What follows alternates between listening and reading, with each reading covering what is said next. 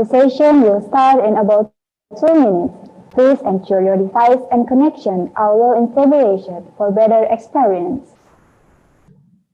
Quoting from Ibn Sina, there is no incurable disease, just a lack of willpower. There are no worldly herbs, just a lack of knowledge. Bismillahirrahmanirrahim. Assalamualaikum warahmatullahi wabarakatuh. Dear Your Excellencies, delegates, ladies and gentlemen. Good morning, good afternoon, and good evening, wherever you are. The Excellencies, Head of Arabic Language Education, Department of Universitas Muhammadiyah Yogyakarta, Al-Ustadz Muhammad Naim Majid, FS, MBS, PhD. The chairperson of First International Conference on Arabic Linguistics, Literature and Education, Al-Ustadz Rojil Fadilah, LC, MPDI. Innovating, outstanding keynote speakers, and all distinguished guests for today's session. Welcome to Indonesia's biggest Arabic online conference. The first international conference of Arabic linguistics, literature, and education. From the host program of Arabic Language Education, Universitas Muhammadiyah Yogyakarta, in Yogyakarta, Indonesia. Sugeng Rao. My name is Anis. And I'm Fatah, and we will be your master of ceremony. On behalf of the program's board, we extend our greatest appreciation to everyone for being able to participate in this unfolding event. It is a remarkable moment that soon we will discover great collaboration among innovators who have dedicated their time and space for reaching sustainable development goals for the better of our future.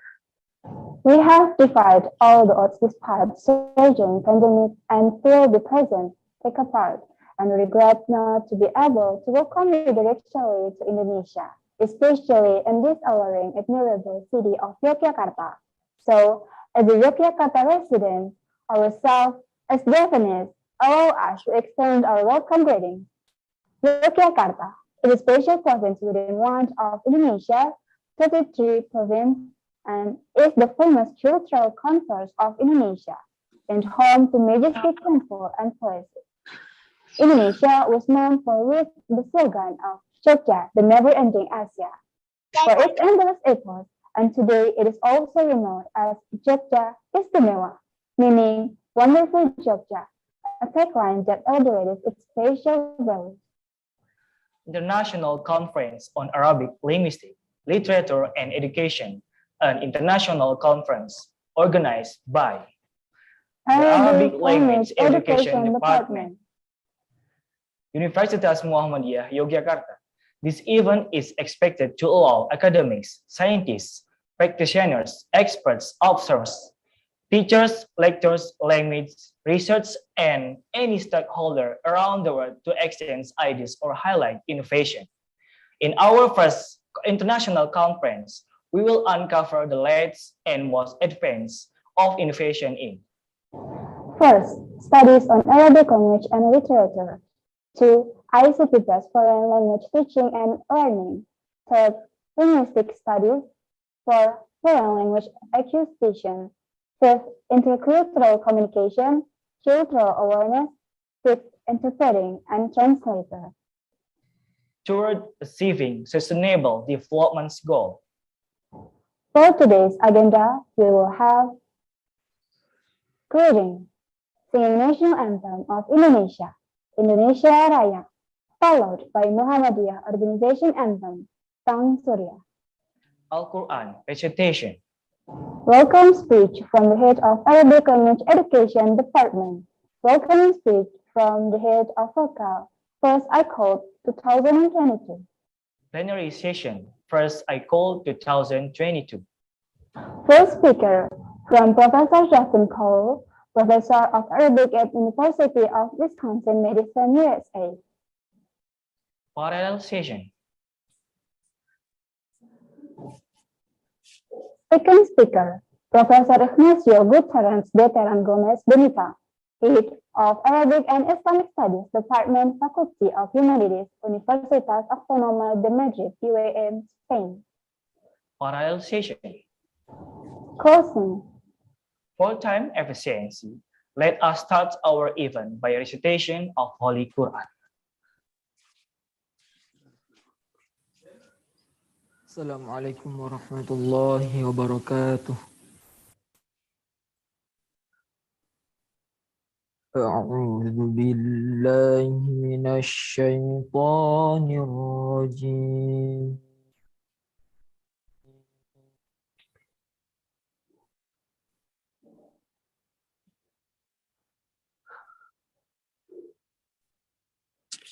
Bismillahirrahmanirrahim.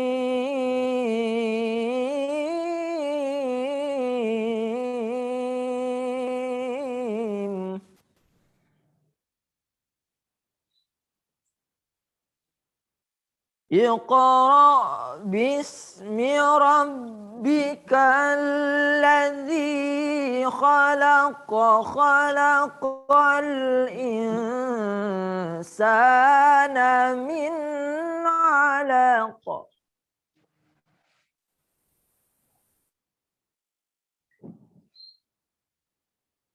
Khalaqal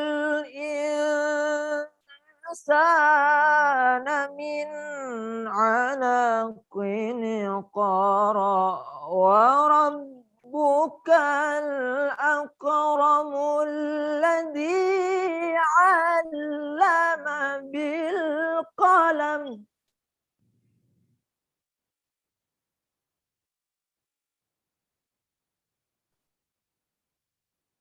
Iqra wa rabbukal akramul ladzi 'allama bil qalami 'allamal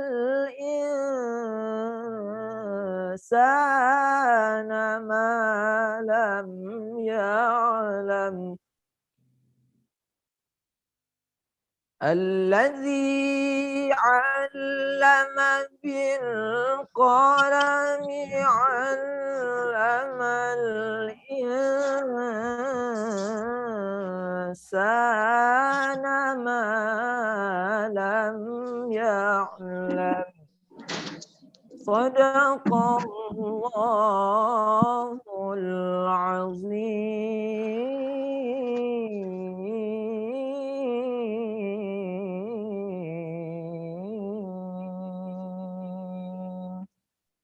Assalamualaikum warahmatullahi wabarakatuh.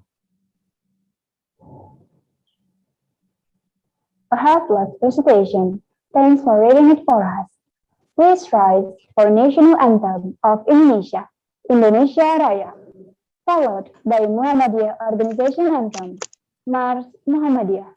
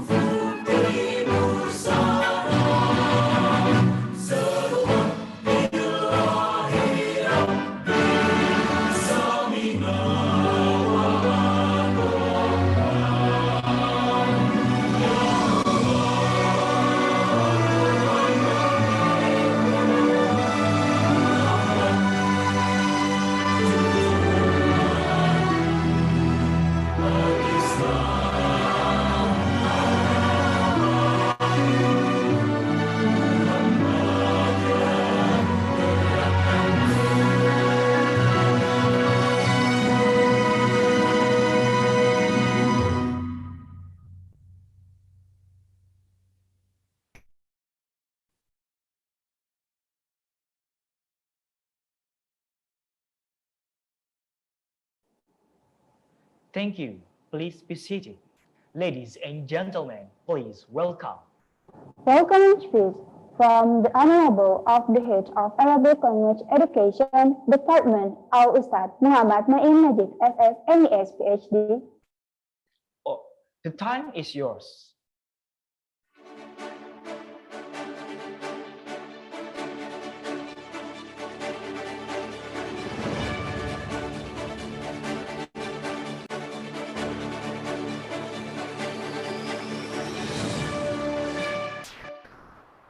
Assalamualaikum warahmatullahi wabarakatuh. Alhamdulillahi rabbil alamin wassalatu wassalamu ala nabiyyina Muhammadin sallallahu alaihi wasallam afsahul arab lisanan wa ablaguhum bayanan wa ala alihi wa ashabihi ajma'in amma ba'd. Alhamdulillah, I'm most grateful to Allah for enabling us to embark on first international conference in our department Arabic Language Education, Universitas Muhammadiyah Yogyakarta. As the medium of instruction of our department, Arabic and English play an important role in the context of teaching and learning. Hence, languages issues and communication has a close connection that need to be discussed in order to strengthen the use and understanding of both languages and other foreign languages.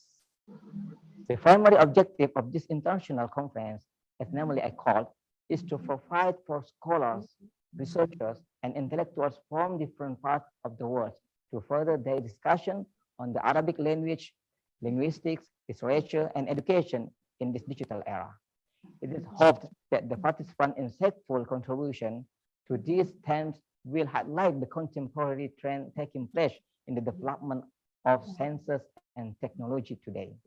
On behalf of my colleagues in Arabic Education Department, Universitas Muhammadiyah Jakarta, I have particular pleasure to extend a genuine appreciation to our invitation speakers, Professor Dustin Cowell, Professor of Arabic Studies at University of Wisconsin-Madison, USA, and Professor Ignacia Gutierrez de Terran Gomez Benita, Head of Arabic and Islamic Studies Department, Faculty of Humanities, Universidad Autónoma de Madrid, UAM, Spain, for their generous support and encouragement that make this conference possible, bi'ithnillah.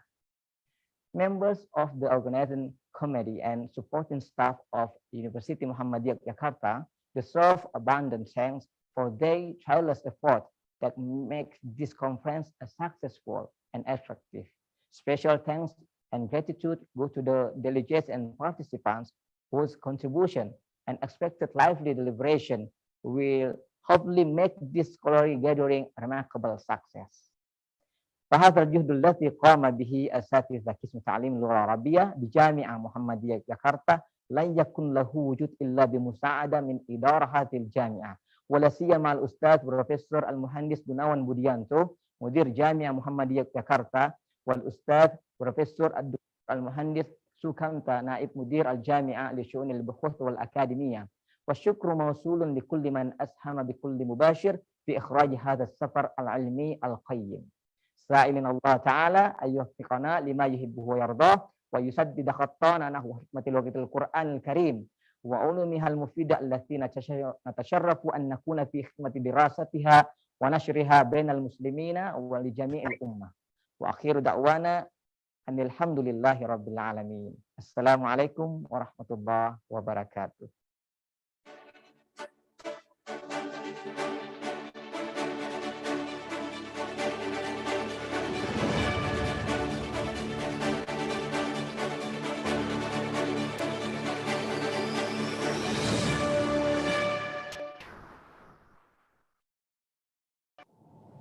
Thank you, the Head of Arabic Language Education Department, for a warm welcome for us. Proceeding to the next agenda, ladies and gentlemen, speech from Rojil Fadila, LC MPDI, as the head of Focal First International Conference on Arabic Linguistics, Literature and Education 2022. Time is yours.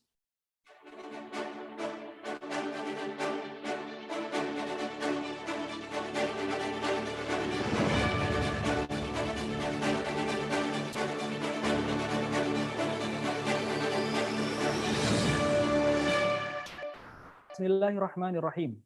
السيد رئيس الجامعة محمدية يوغياكرتا، السادة الخبراء والمشاركون الأعزاء، شرفني أن أفتتح هذه الندوة العلمية الدولية الأولى التي تنظمها الجامعة محمدية يوغياكرتا بالشراكة مع العديد من الهيئات الوطنية والدولية، وبحضور ومشاركة العديد من الخبراء المختصين في مجال التربية واللغة.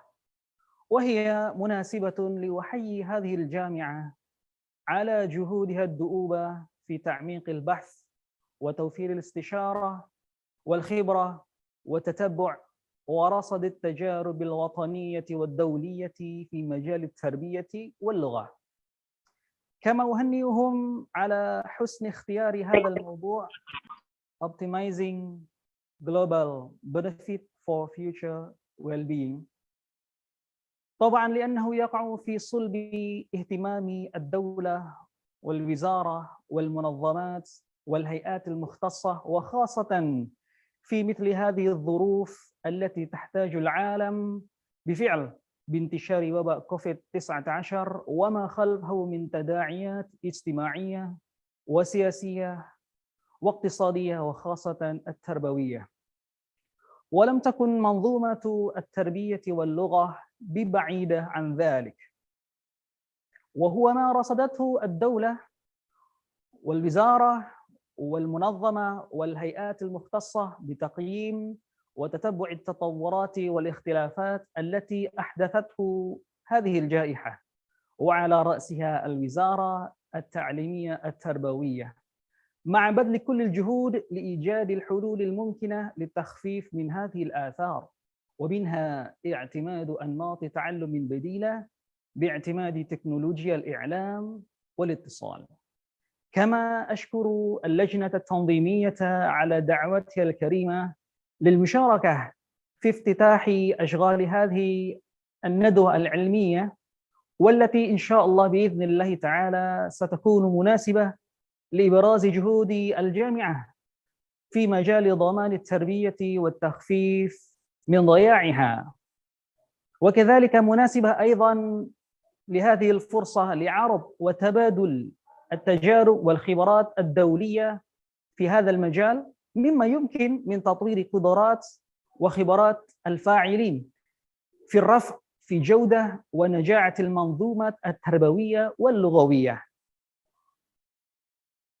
ولا يفوتني في ختام هذه الكلمة أن أجدد الشكر للقائمين على هذا المؤتمر، على هذه الندوة العلمية، والتنويه بجهودهم، وأغتنم هذه الفرصة لأحيي كل مكونات أسرة التربية واللغة والبحث العلمي في بلدنا وفي العالم كلها على ما بذلوه وما يبذلونه من تضحيات وجهود للرقي بمنظوماتنا التربوية واللغوية، سائلين الله عز وجل أن يمنهم الطاقة والقدرة للاستمرار في خدمة الناشئة التي تعد رهان المستقبل.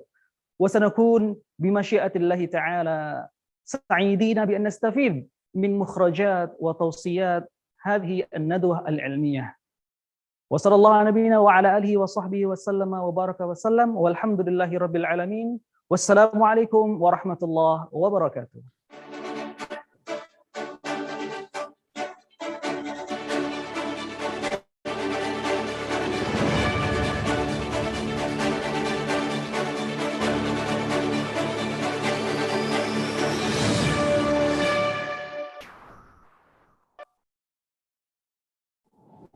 Thank you to Hayat Al-Faqa for his International Conference on Arabic Linguistics, Literature and Education 2022 for a warm welcome for us.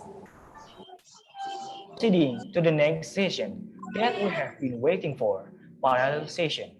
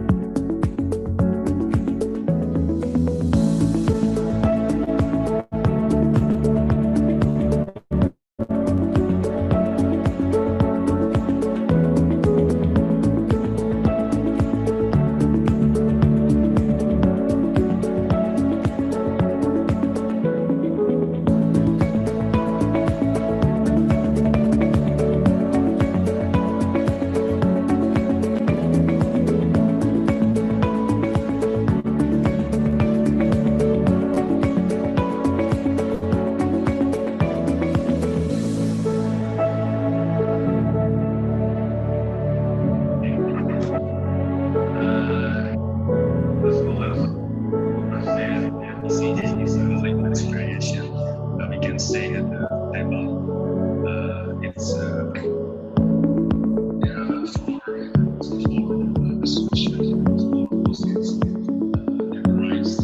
there's a complex of cities. It's a life classic.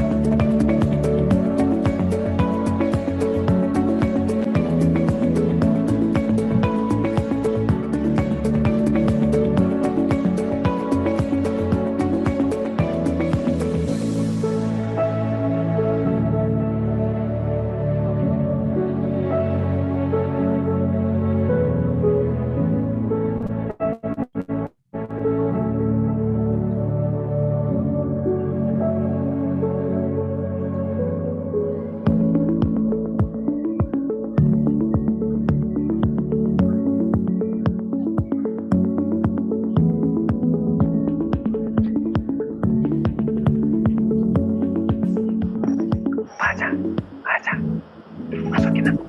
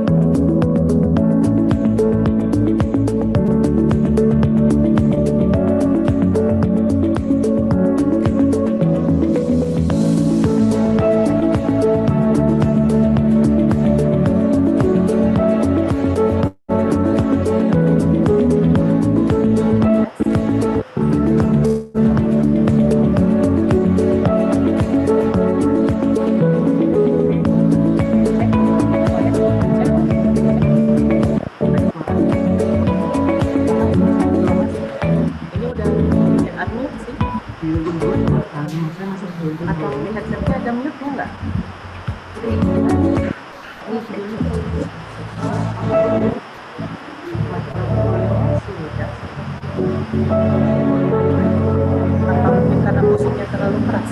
Nggak masuk, tapi nggak masuk. Iya. 1, 2, 3 test. Audio check. 1, 2, 3. Aku nggak bawa ini soal.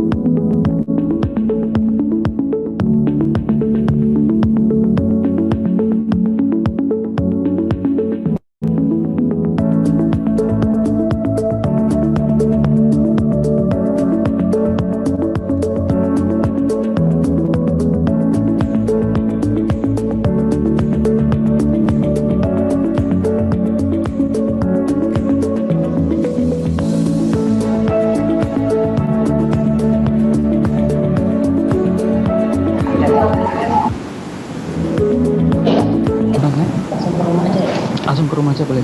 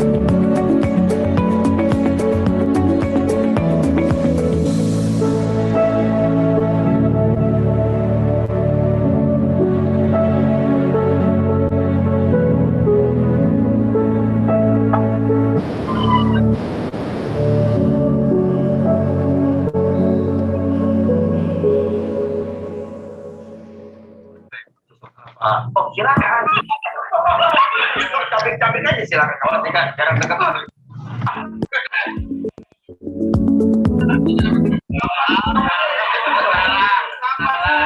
Kok, gue mau nanya deh, kan kita udah lama nggak ketemu. Terakhir tugas kan di luar negeri katanya, di Amerika ya. Nggak ketemu sama Andika mas? Nggak ketemu sama Andika? Ketemu, cuman dia masuknya ke toko mulu. Mau belanja. Memang saya bilang ini anak buah saya satu ini, alasan aja ke Amerika di sana mah dia belanja. Beli foto-foto lu Haji.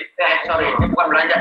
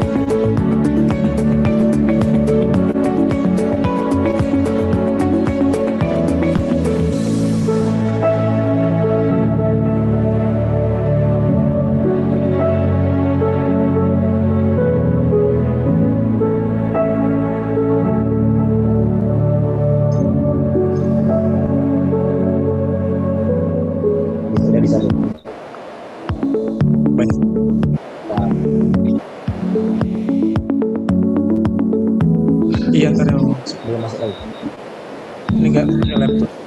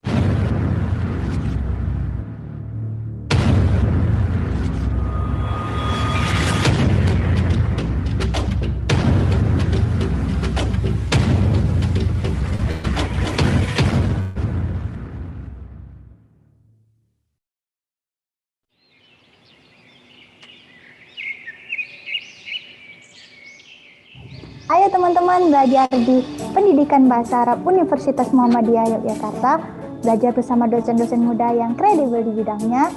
Gedungnya juga fresh loh, tentunya banyak banget wisata di Jogja.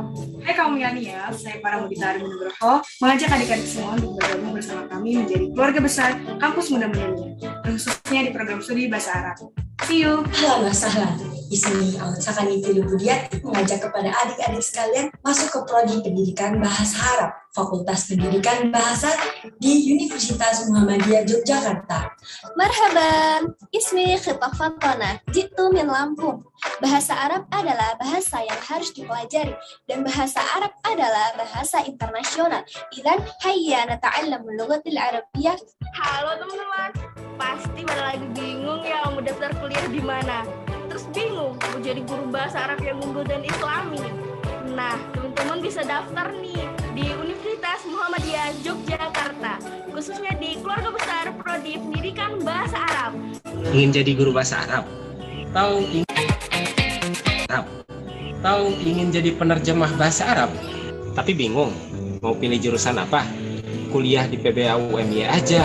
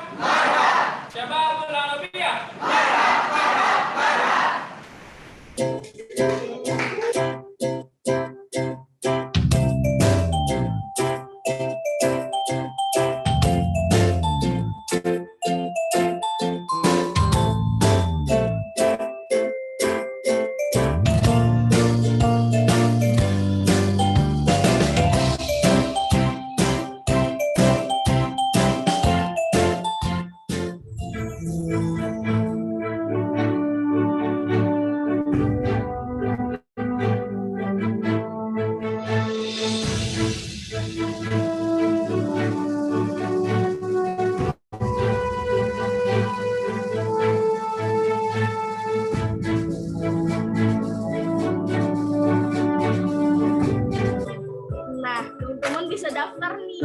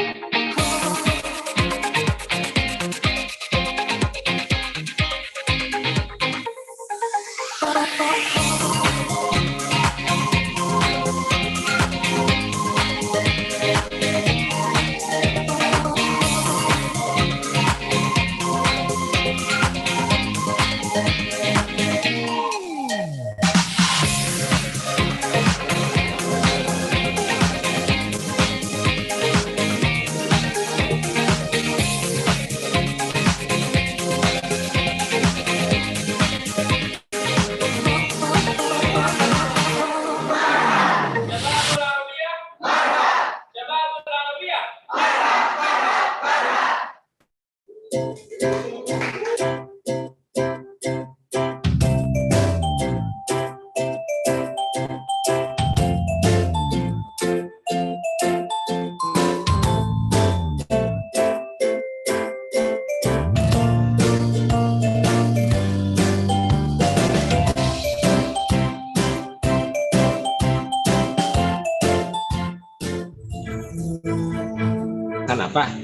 kuliah di PB? Kenapa kuliah di PBA UMY aja? Kenapa kuliah? Kenapa kuliah di PBA UMY aja? Kenapa?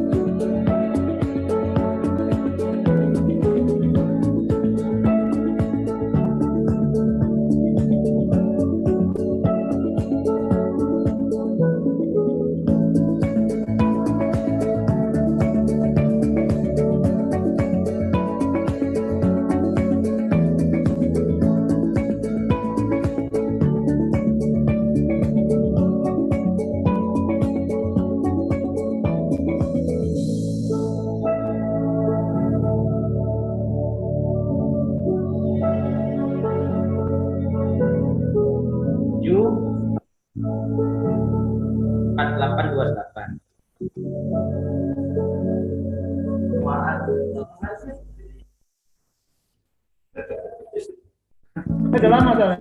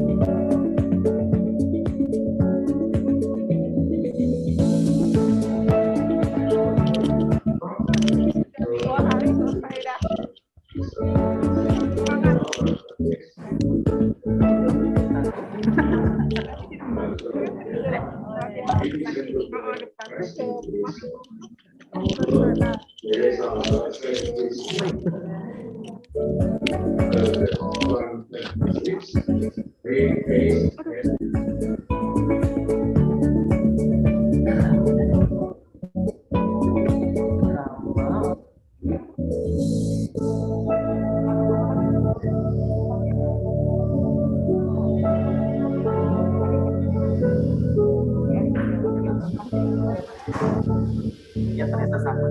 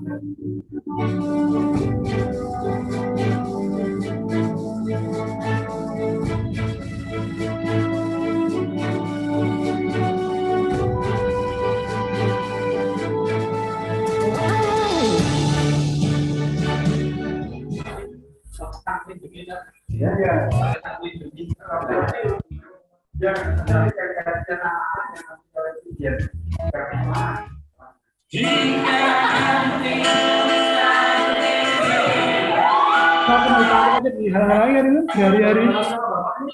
Sampai sini.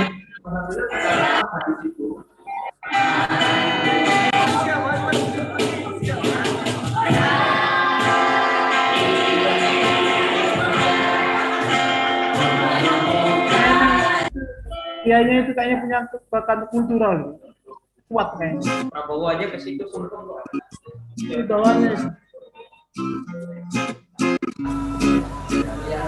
Kemudian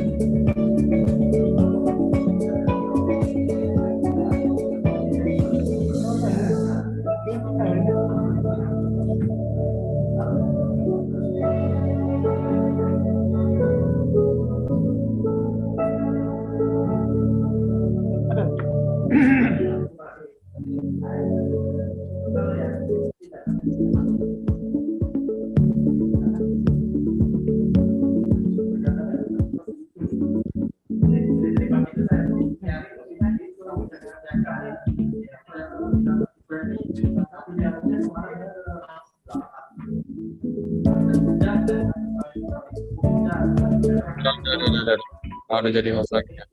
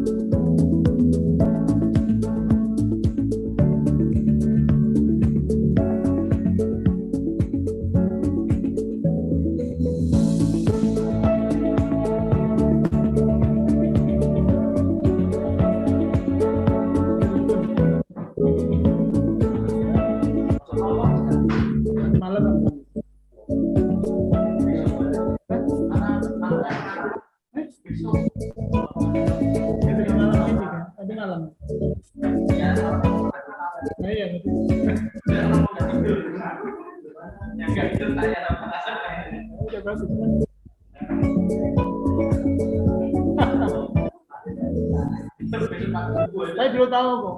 Iya iya saya nggak tanya dulu apa enggak. Tapi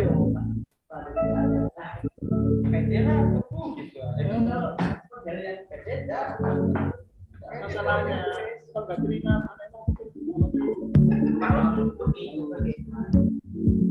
sama keabata. Yang terjadi itu adalah jangan memberitahu kepada mereka. Betul.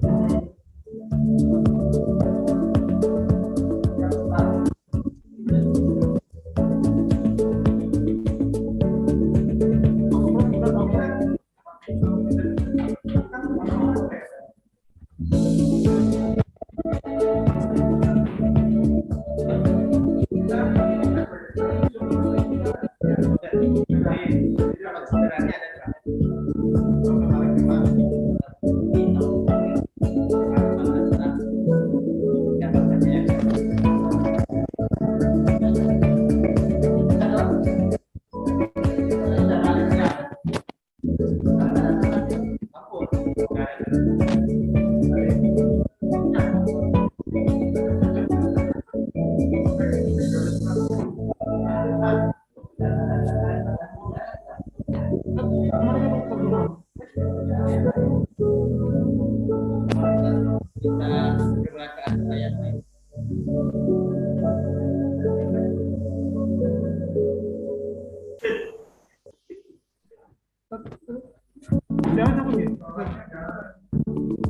Dengan bisa diperlakukan. Oh, ada misalnya ini. Tapi online. Saya tidak di mana Anda online dulu. Oh gitu. Malah online telepon.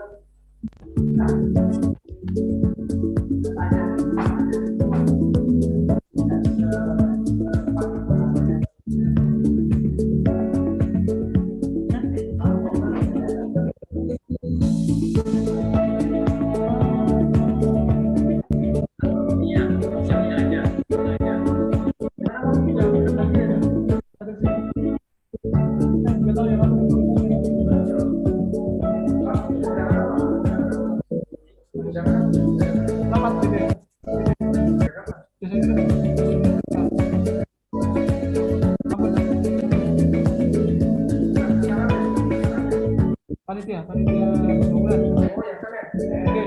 Jam 13.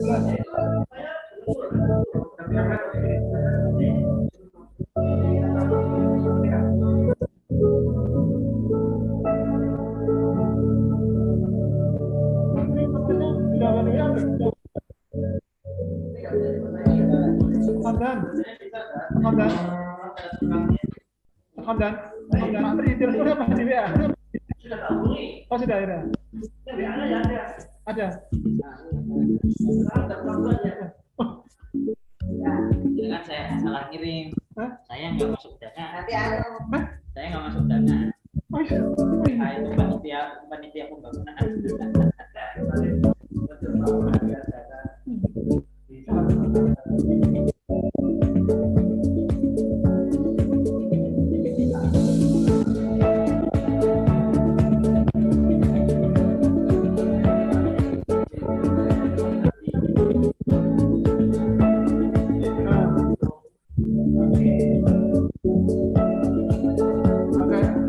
Kata langsung minta-minta itu.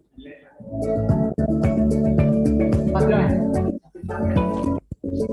Jadi punya nomor Mas Bapak. Yang biasa ngurus-ngurus.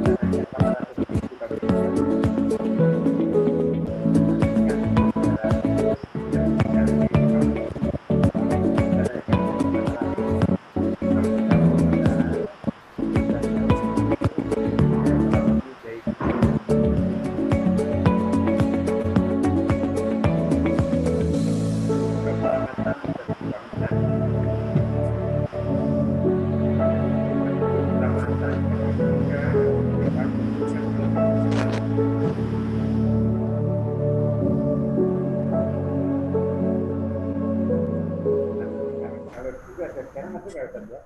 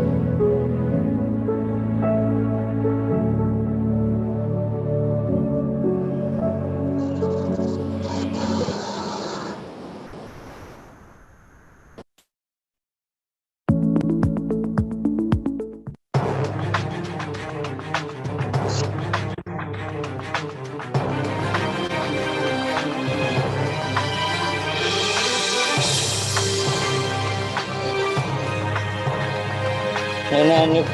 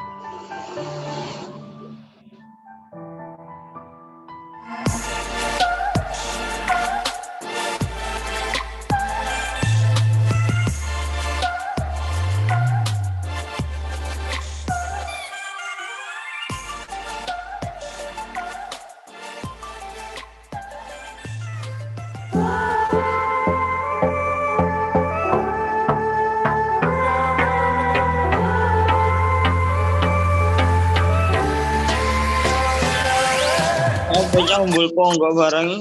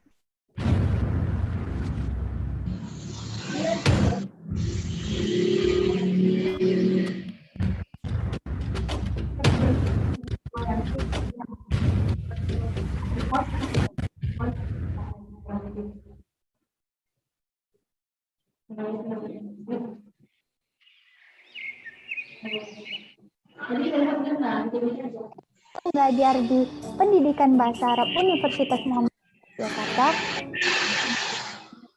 Di bidangnya, gedungnya juga fresh loh, tentunya banyak banget wisata di Jogja.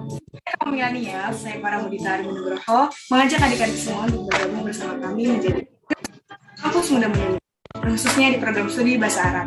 See you. Halo sahlan. Ismi Sakani Budiati mengajak kepada adik-adik sekalian masuk ke prodi pendidikan bahasa Arab, Fakultas Pendidikan Bahasa di Universitas Muhammadiyah Yogyakarta.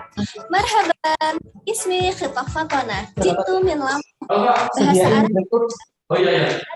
adalah bahasa internasional. Idzan hayya nata'allamu al-lughatil arabiyyah. Halo teman-teman, pasti pada lagi bingung ya mau daftar kuliah di mana. Terus bingung. Bisa daftar nih di universitas, khususnya di keluarga besar prodi pendidikan bahasa Arab. Ingin jadi guru bahasa Arab? Atau ingin jadi penerjemah bahasa Arab? Tapi bingung mau pilih jurusan apa? Kuliah di PBA UMY aja.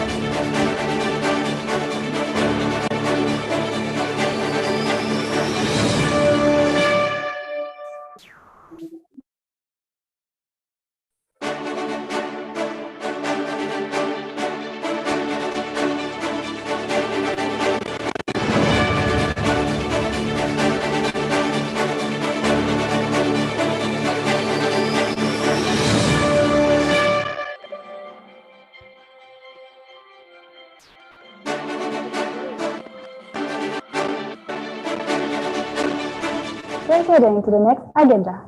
Ladies and gentlemen, please welcome keynote speech from Professor Ignacio Gutierrez Veteran Gomez Benita, PhD of Arabic and Islamic Studies Department, Faculty of Humanities, Universidad Autónoma de Madrid, UAM, Spain.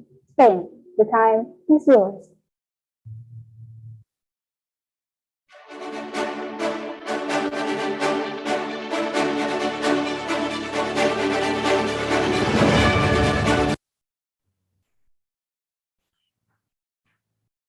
Assalamualaikum warahmatullahi wabarakatuh. Good afternoon, ladies and gentlemen. Good afternoon, Professor Gutierrez. How are you? Is it afternoon in Madrid or morning or night? Okay. This is afternoon in you hear me? Indonesia, in Yogyakarta. Well, ladies and gentlemen, we are going to have a keynote speech from Professor Gutierrez. But before we give thanks to him, I would like to read the curriculum vitae of Professor Gutierrez. His complete name is Ignacio Gutierrez de Terra Gomez Benita. This is a long name here in the Indonesian perspective, because I think Indonesian people, most of Indonesian people have short name. I think the maximum number of word are 3. Yeah? It's quite long name. Professor Gutierrez is a professor of the Department of Arabic and Islamic Studies and Oriental Studies of the Autonomous University of Madrid. He is a specialist in the contemporary history of the Arab and Islamic world and political transition in the Middle East, Arabic Spanish translators. And he has focused his research on the study of group, conference, regional and political social identities of communities in the Middle East, the Maghreb and the Horn of Africa. Likewise, he has addressed aspects related to the so-called political Islam, especially the phenomenon of what we have come to call the clash of Islamism, or what at the time we consider as the inevitable confrontation between different currents such as Shiism and political Sunnism, or between opposing conceptions of the state and the insertion of Islamic community in its regional and international context. In this section, the contribution on Syria, Lebanon, and Somalia, among others, deserve to be highlighted. In parallel, he has published translation, articles, books on Arab erotic books, especially Scattered Hearts by Al-Tafashi, The Perfume Garden, in collaboration with Naomi Ramirez Diaz, and Praise and Diatribe of Courtesans and Affects by Al-Yahiz with Pedro Buendia, and also various texts in Arab and Spanish on the teaching of Arabic economic translation and journalistic texts. Yeah. Without further ado, ladies and gentlemen, we'd like to give thanks to Professor Gutierrez to deliver his keynote speech. Time is yours, Professor Gutierrez.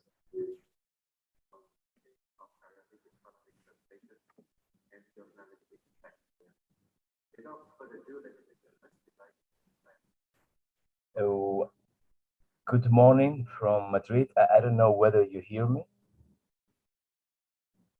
Yes, you can hear me? Afternoon. Okay. Yeah. Thank you very much. So, thank you.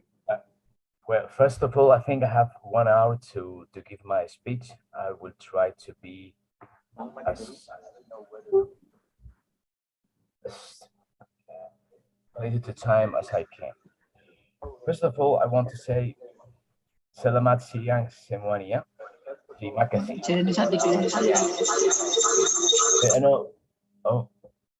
I think you can hear me now. It's okay? Yes, we can hear you clearly. Okay. So, saya sangat senang sekali dapat berpartisipasi pada seminar internasional ini. Semoga kita semua selalu dalam keadaan baik dan sehat walafiat. I want to greet my dear friends in Indonesia, especially my dear friend Muhammad Iqbal, who is listening to us and who has kindly invited me to this conference, and also, of course, the members and the supervisors of the Universitas Muhammadiyah Yogyakarta. Thank you very much for hosting me.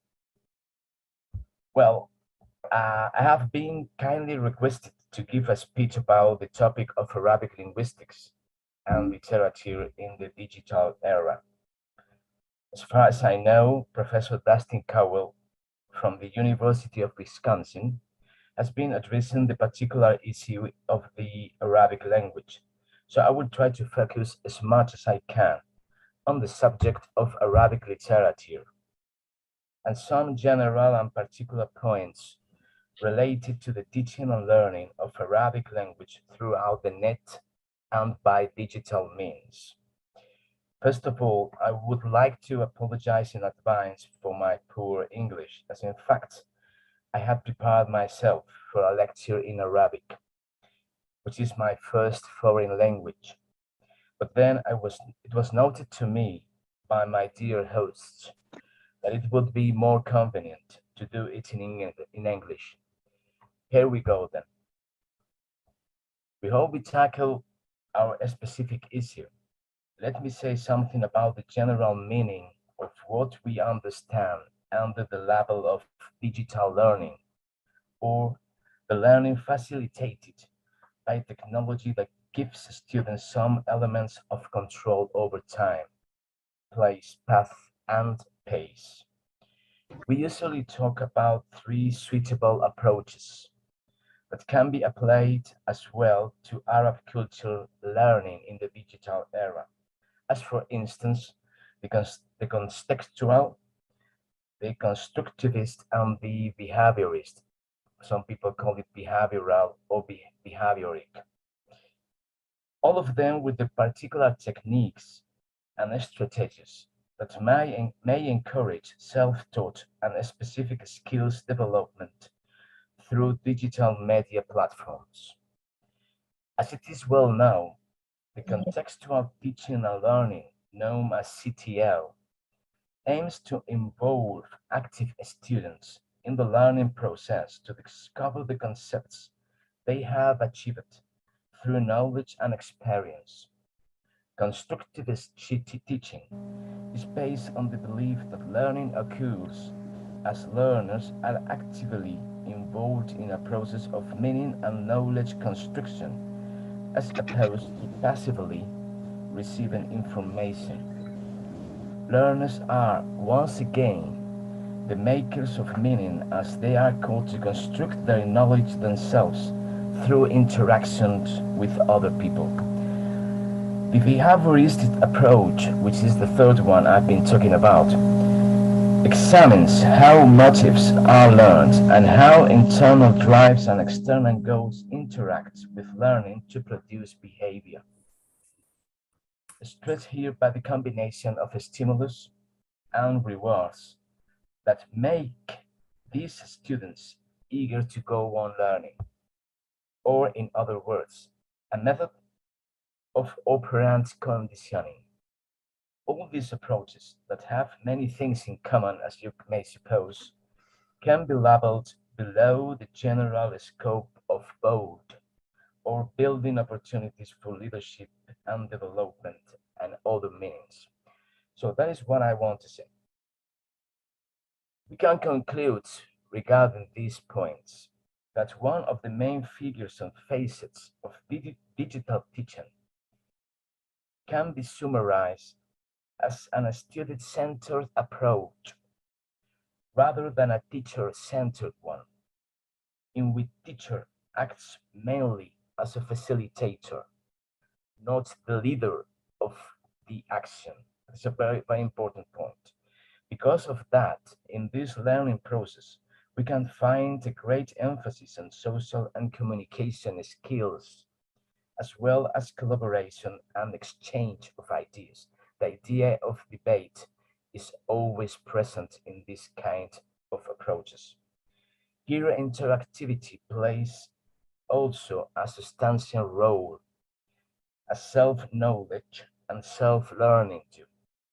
All these approaches and others should be taken into account and should be differentiated from the so-called conventional teaching approach, defined as a passive one, in which students do have fewer opportunities to master various language skills and reach a good command of the language.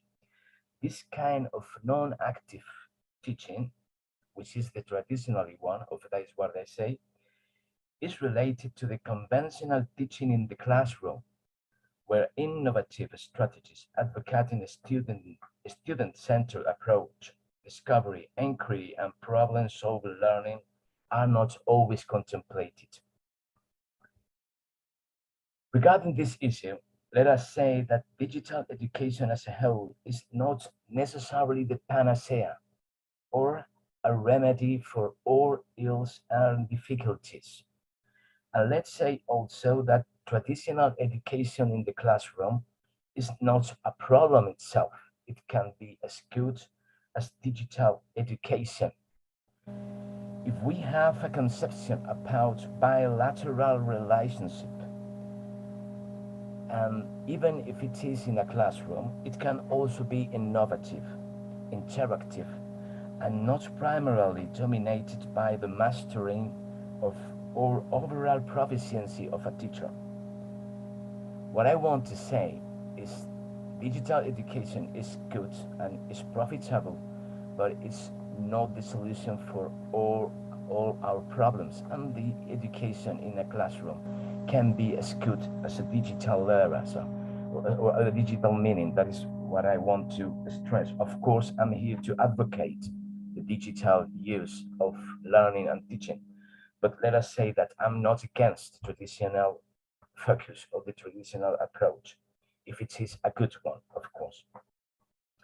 In the last decades at last, a common complaint by Arab researchers and net users in the Arab world is that there is not too much and good stuff regarding Arab contents in the digital arena, mainly when the thing comes to the issue of Arabic linguistics and literatures.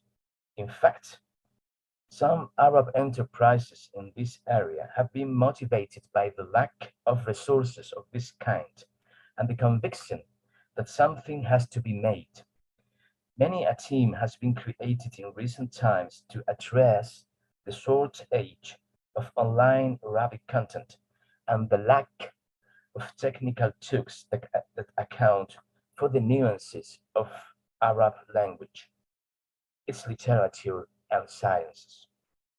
Even today, most Arabic speakers experience how quality content in Arabic is extremely lacking compared to other languages on the web.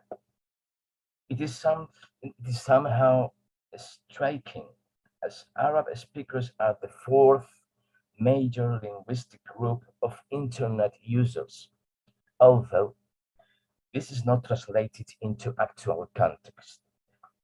I will give you some facts and figures.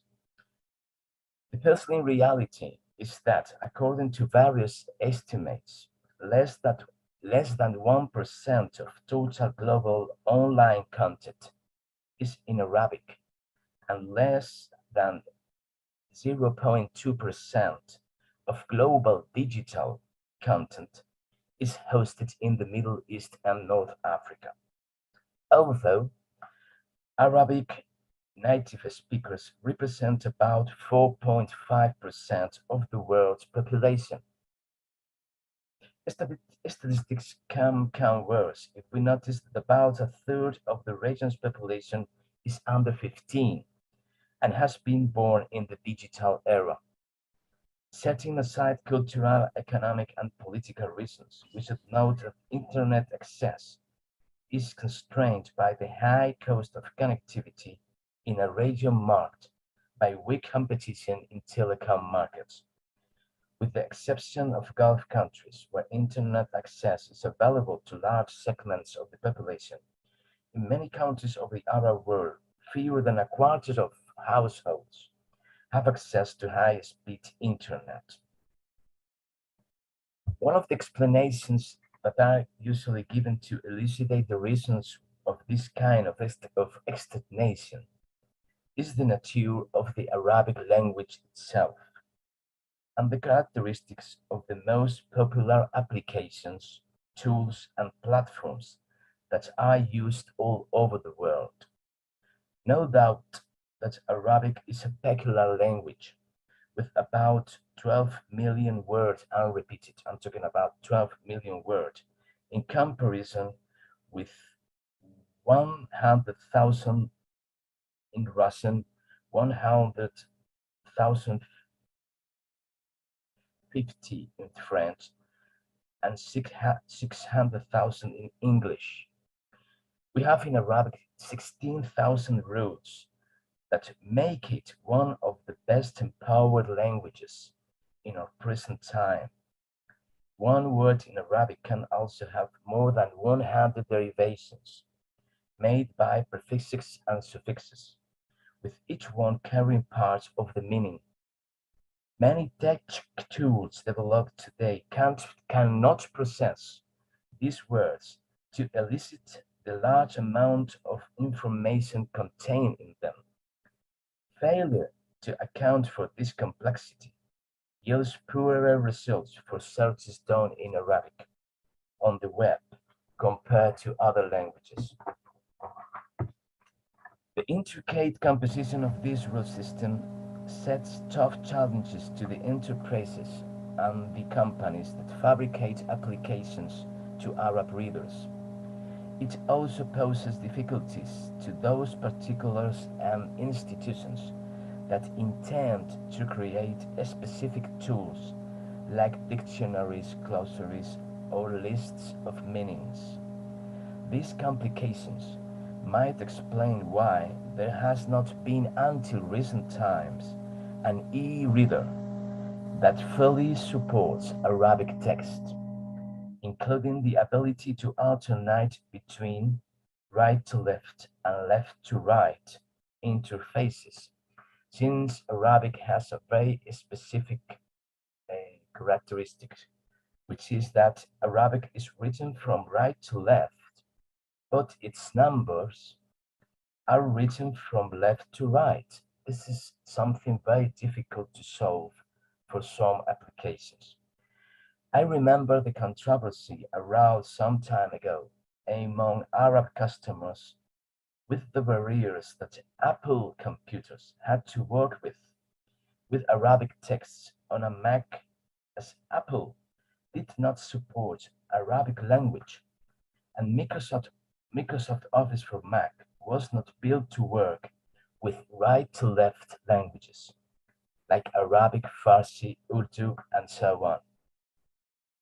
This is why we have seen recently several efforts to develop tools that revive the Arabic language and promote its use in the digital world, like the e-reader Jalis, developed in a Qatar institution.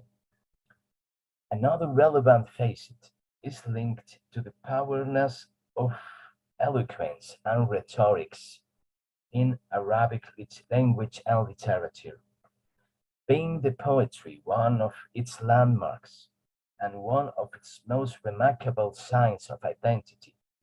It's not shocking that some of its representatives, I mean those people who work on Arab grammar and linguistics, some people do not want to get rid of this kind of rhetoric power.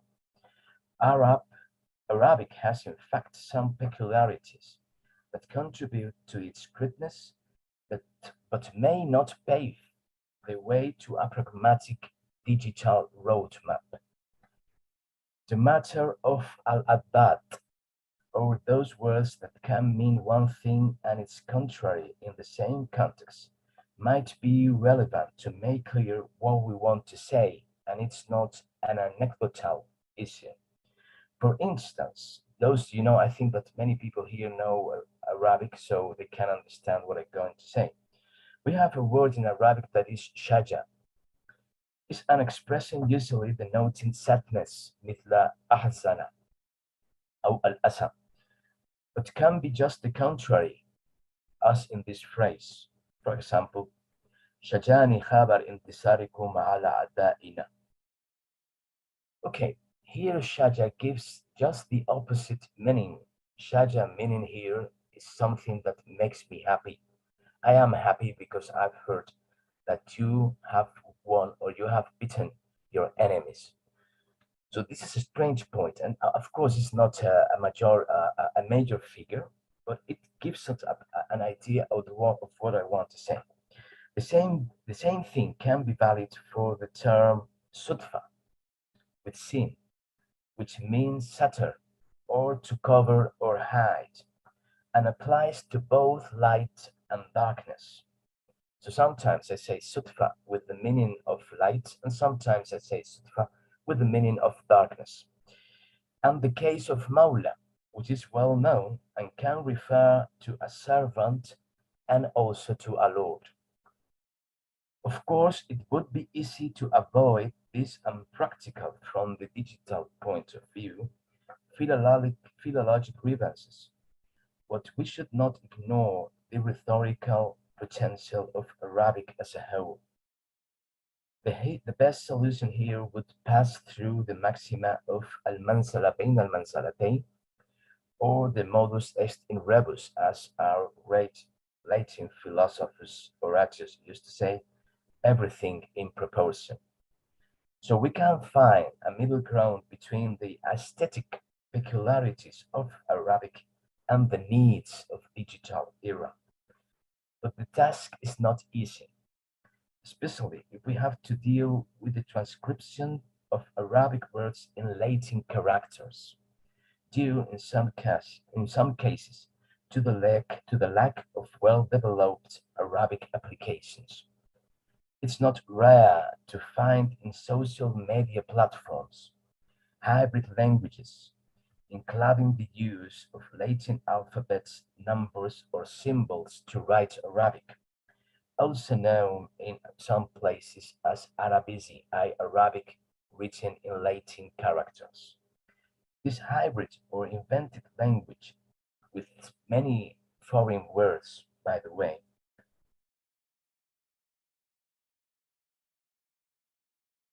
has gained popularity among younger internet users. Then we should point at the issue of dialects and the controversy that some people insist to arouse between dialects and classical Arabic. Significantly in social media, new generations show up a clear tendency to interexchange messages in their dialect at the expense of Fusha of classic Arabic. These and other factors do not have much to do with the alleged difficulty of Arabic, as, just like some Arab scholars have remarked, Chinese is also a complicated language at the level of pictograms and characters and symbols, and therefore it seems that Chinese is doing well in the digital arena, reinforced by public support, planification and evidence that are not to be found in the Arab digital unruled world. Besides these linguistic reasons, Arabic faces the danger of being slowly and continuously detached from the business and daily needs of people, as some people would say, that you can live in an Arab country without feeling the need to learn the language. Of course, this is an exaggeration, but it means that in some places, the language, the English language, for example, is pushing very hard. Many people agree that Arabic language is not going to disappear because it is a rich language and it has a big heritage and ties to the Islamic world. But the question remains, will it stay relevant in an accelerating digital world? The majority of new technological and scientific advances in the world are supported through languages other than Arabic. Therefore, there is an increasing tendency in the Arab world to learn foreign languages, mainly English, considering English and other languages, the languages of science, and the languages through which all forms of modern sciences can be learned. Indeed, the scientific output in Arabic is almost not existent in the fields of applied and experimental sciences, and very scarce in the fields of social sciences and humanities. The amount of Arabic content on the internet, which has become the principal platform for publication, sciences, culture, and information worldwide, is insignificant when compared with other languages. It is estimated that Arabic content consists less than 3% of the overall content of the web, which forces Arabs to use the English language, especially as most Arabic websites are of poor standards and do not offer content that can adequately compete with websites in other languages. Despite all these problematic issues, many efforts have been made to give a suitable response to the Arabic digital challenges. Some prestigious text processing tools like Microsoft Egypt and Sahar did a good job and gave a clue of success. The Kuwaiti Sahar, besides providing an accurate machine translation for bi-directional Arabic English, has developed its own Arabic text-to-speech (TTS) that converts Arabic text into a natural, human-sounding synthetic voice in an attempt to overcome TTS challenges of the Arabic language, such as a lack of diacritics and punctuation. More recently, we have the ITHRA project, a tool designed to professionally translate digital content into Arabic. This ITHRA has developed Farasa, which means insight in Arabic, one of the few Arabic text processing tools available online that could be embedded into many other services as tools such as a text-to-speech software. Jalis is also an application to read EPUB and PDF books in Arabic. In Europe, we have had institutional projects like NEMLA, in this case a European Commission-supported one, aimed at surveying the state-of-the-art of language resources and tools for Arabic in the region. The NEMLA written corpus consists of about 100,000 words of Arabic text from 13 different categories. So that is an important contribution. Well, I'm going to focus now on the literature issue. That is the bulk of my dissertation here today. And I will try to give you some practical examples. So maybe I have to share a document with you so we can enter internet and see it online. Well, after this brief introduction to the circumstances of the Arabic language in its digital contexts, let us focus on some of the tools and materials that can help us learning Arabic and its literature. As we saw at the beginning of this lecture, the digital alternative has to be able to convey specific goals like self-learning, knowledge building, interaction, and so on. We easily find really useful artifacts for students and teachers. Myself, as interested as I am in teaching classical Arabic literature, in conjunction with some students, we have tried to achieve some of the general targets akin to the contextual, constructivist, and behaviorist approaches, in order to give a chance to these ancient texts, I mean the ancient Arabic poetry, which are not easy to deal with, and we must reckon have not been made attractive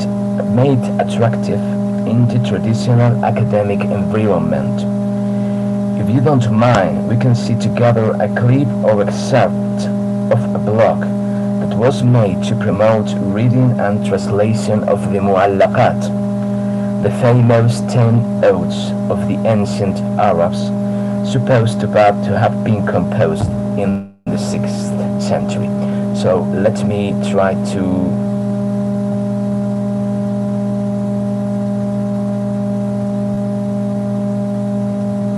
maybe this one. So no, this is not the one I wanted to share. This one. Okay, just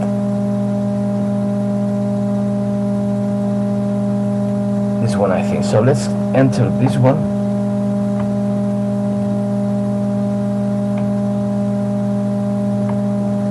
Well, this is a blog we have made at Autonoma University. I think you can see it. I think you can see the blog page. Just tell me if you can see it. I don't know whether you're seeing a face or a blog. Well, I don't know whether you can see what is called Literatura Árabe Clásica, which is a blog dedicated to this kind of literature. So when we click here, we can find further information about a poet which is called Zuhair bin Abi Sulma, one of the authors of the Mu'allaqat. And then we have a very interesting point, which is this one. This is the text of the Arabic Qasidas, you can see, and this is the translation posted by students. These are the names of the students, and they were the ones who gave their own version. So they discussed all together how to translate this poem, and then they uploaded it. So this is in Spanish. I suppose that many of you don't know Spanish. I'm not going to focus on it. But this is another feature. This is how we work, and this is a video that has been.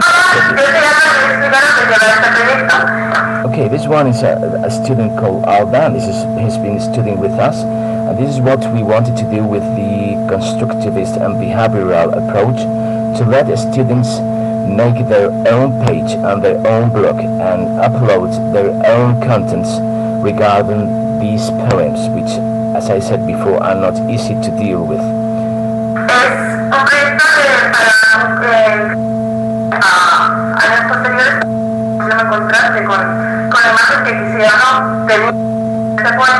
So this is the student here talking about why they did it and what the point is. So once again, so let's go to this, also a resource talking about Mu'allaqat, which is a very important point for me, and this is also an attempt to make this kind of literature closer to young people, which is one of our main goals, to let young people take an insight of what we are talking about. Well, in the Spanish language, and as you know, the Spanish language is one of the most important languages in the world. It's the second in terms of expansion, and it's the second right now in the United States also. So it is a very important language, and we tried to translate the Mu'allaqat, which are well known to all of you, into Spanish, and we call them Al-Mu'allaqat Dijil Al-Alfiya, the Mu'allaqat for millennials. It has been translated also into Spanish and French, and of course you have the contents in the net, and everyone who knows to read a contemporary translation of these poems can have a look at it in internet. So what is the point? The point is to, by means of the efforts made by teachers, to let people understand and get closer to this kind of literature. And as it is in a book, also it can be available in internet, as I said before. So that is our interesting point here. You have the English version here if you want to have a look at it, and that's being promoted by the Markaz Al-Malik Abdul Aziz in Saudi Arabia. So this is the kind of activities we try to promote in our digital arena and in our digital environment, to let people, as I said before, get closer to this kind of literature, even if it can seem not so specific to some users. Okay, let's go, if I may, to another kind of resources tackling the issue of Arabic literature. This one is a very interesting one, and I'm very fond of this because I think it is very useful to follow what I'm السلام talking عليكم about. ورحمة الله وأهلا وسهلا بكم في حلقة جديدة على قناة مدرسة الشعر العربي مع محمد صالح. Okay, this one is Muhammad Saleh. This is an Egyptian scholar, and he uploads videos talking about these muallaqat in themselves. In this case, he's talking about Tarafa bin al-Abd and his famous muallaqa. The figure here is that Muhammad Saleh gives an explanation of the most difficult verses in this qasida, and then tries to give an explanation of why did the poet use these terms and what are the goals of the qasida. And I think it's very interesting, not because it represents the approach that we call behaviorist or constructivist, so it can give floor to students because he's the only one speaking and he's the only one giving hints and clues. But it's very interesting because once again I think that summarize the real concept and the real perception of what a digital mean should be, which is to give people the opportunity to get or to be in touch with this kind of Arabic literature, and it can help also the traditional way of teaching. As you can see here, we will try to forward and see how it gives his speech. يبدأ بذكر حبيبته خولة هذا هو اسمها. Okay, for those who know Arabic, you can see the beginning of the. Okay, let's go. So you can see the beginning of the first bait or verse. بخول أطلال برقة تهمت طلوح كباقي الوشم في ظاهر اليد. And this is a very famous beginning in the Arabic poetry, and it's very difficult for everybody, including the Arabs themselves.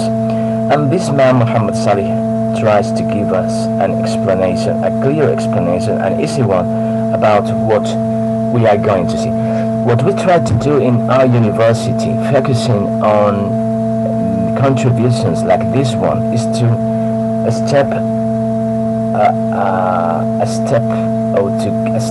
give a step further and to go further in the meaning that, okay, we can try to understand what the poem says, we can try to give a translation, which is not, by the way, the most important task for us, but afterwards we want to give the students the opportunity to create their own view and their own interpretation of this kind of poems. And of course, we are talking about the muallaqat or ancient Arab literature. We have to talk also about the modern Arabic literature. Okay, I think it was an important point. Also in the digital media in the Arab world, we have also this one, Arabic Qahwa, which is an important tool to see podcasts. Of course, we are related to podcasts, and this is what we have here, Arabic Katwa, and also about the poetry of Amr bin Kulthum and its commentary. And also the podcasts are being highly used in the Arabic teaching arena to give an opportunity to be in touch once again with this kind of literature. Also, we have maybe one of the most famous podcasts in the Arab literature digital arena, which is Alf Layla wa Layla podcasts. These are podcasts dedicated to the recitation of Alf Layla, a guy with a wonderful voice and a professional intonation reads the chapter or every chapter of Alf Layla wa Layla, so we can listen to it and we can apprehend it in its original version in Arabic. This is what we can see. Here we have this podcast, which is dedicated, as you can see, to the Layla al-Wahida wa Sab'in, the 71st night of the book of 1,000 nights and one night as we know it. So this is the book. إلى كل المهتمين والمهتمات بالاستماع إلى البودكاست، ندعوكم للاستماع إلى البودكاست بودكاست سين من إنتاج مؤسسة عبد الحميد شومان. البودكاست من تقديمي وإعدادي، وأيضا يمكنكم أن تجدوا رابط البودكاست في وصف الحلقة. شكرا لكم، شكرا دائما. كل المهتمين والمهتمات بالاستماع للبودكاست أدعوكم للاستماع إلى بودكاست الجديد، بودكاست سين من إنتاج مؤسسة عبد الحميد شومان. As you can see, it is made by the institution of Abdul Hamid Shuman, and every week they try to upload a podcast. I want to focus on this point that in many cases we need the support of institutions or financial, as it is the case, financial enterprises that can finance this kind of projects that are not easy at all, because we need financiation, we need support, technical support, and we need a place to accommodate. We need websites to put this protection. Along with the problem we've been talking about, the existence of the non-existence of many Arabic tools that support Arabic texts. Of course, that things are improving, but we have yet a long way to complete for the sake of Arabic literature. So if we go on and also with the cases of podcasts, also in Autónoma University in Madrid, we developed a special project that focuses on the cases of podcasts, which are very spread and are very well known to young people all over the world. In this case, we have this one about "Tell me about it." أو احكي لي عنه. It is a dialogue between students, and this is a very important point also.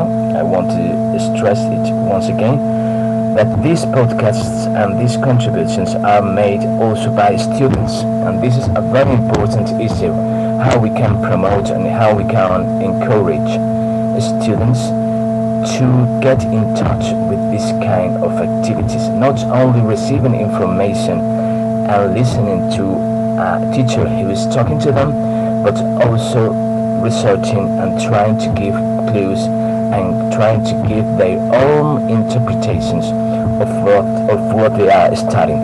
For example, let's listen just some seconds to this podcast so you can have an idea.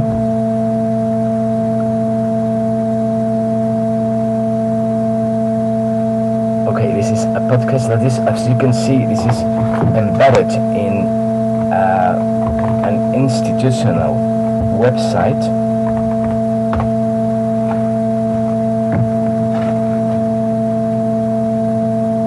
Okay, something is wrong here.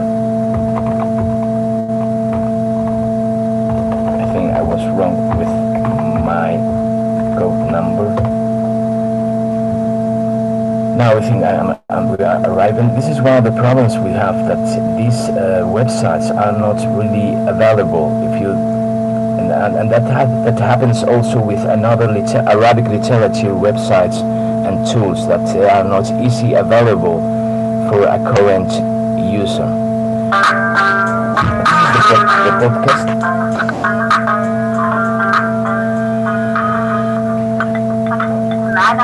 البودكاست جديد نضيف في قصة إسبانية وحلقة.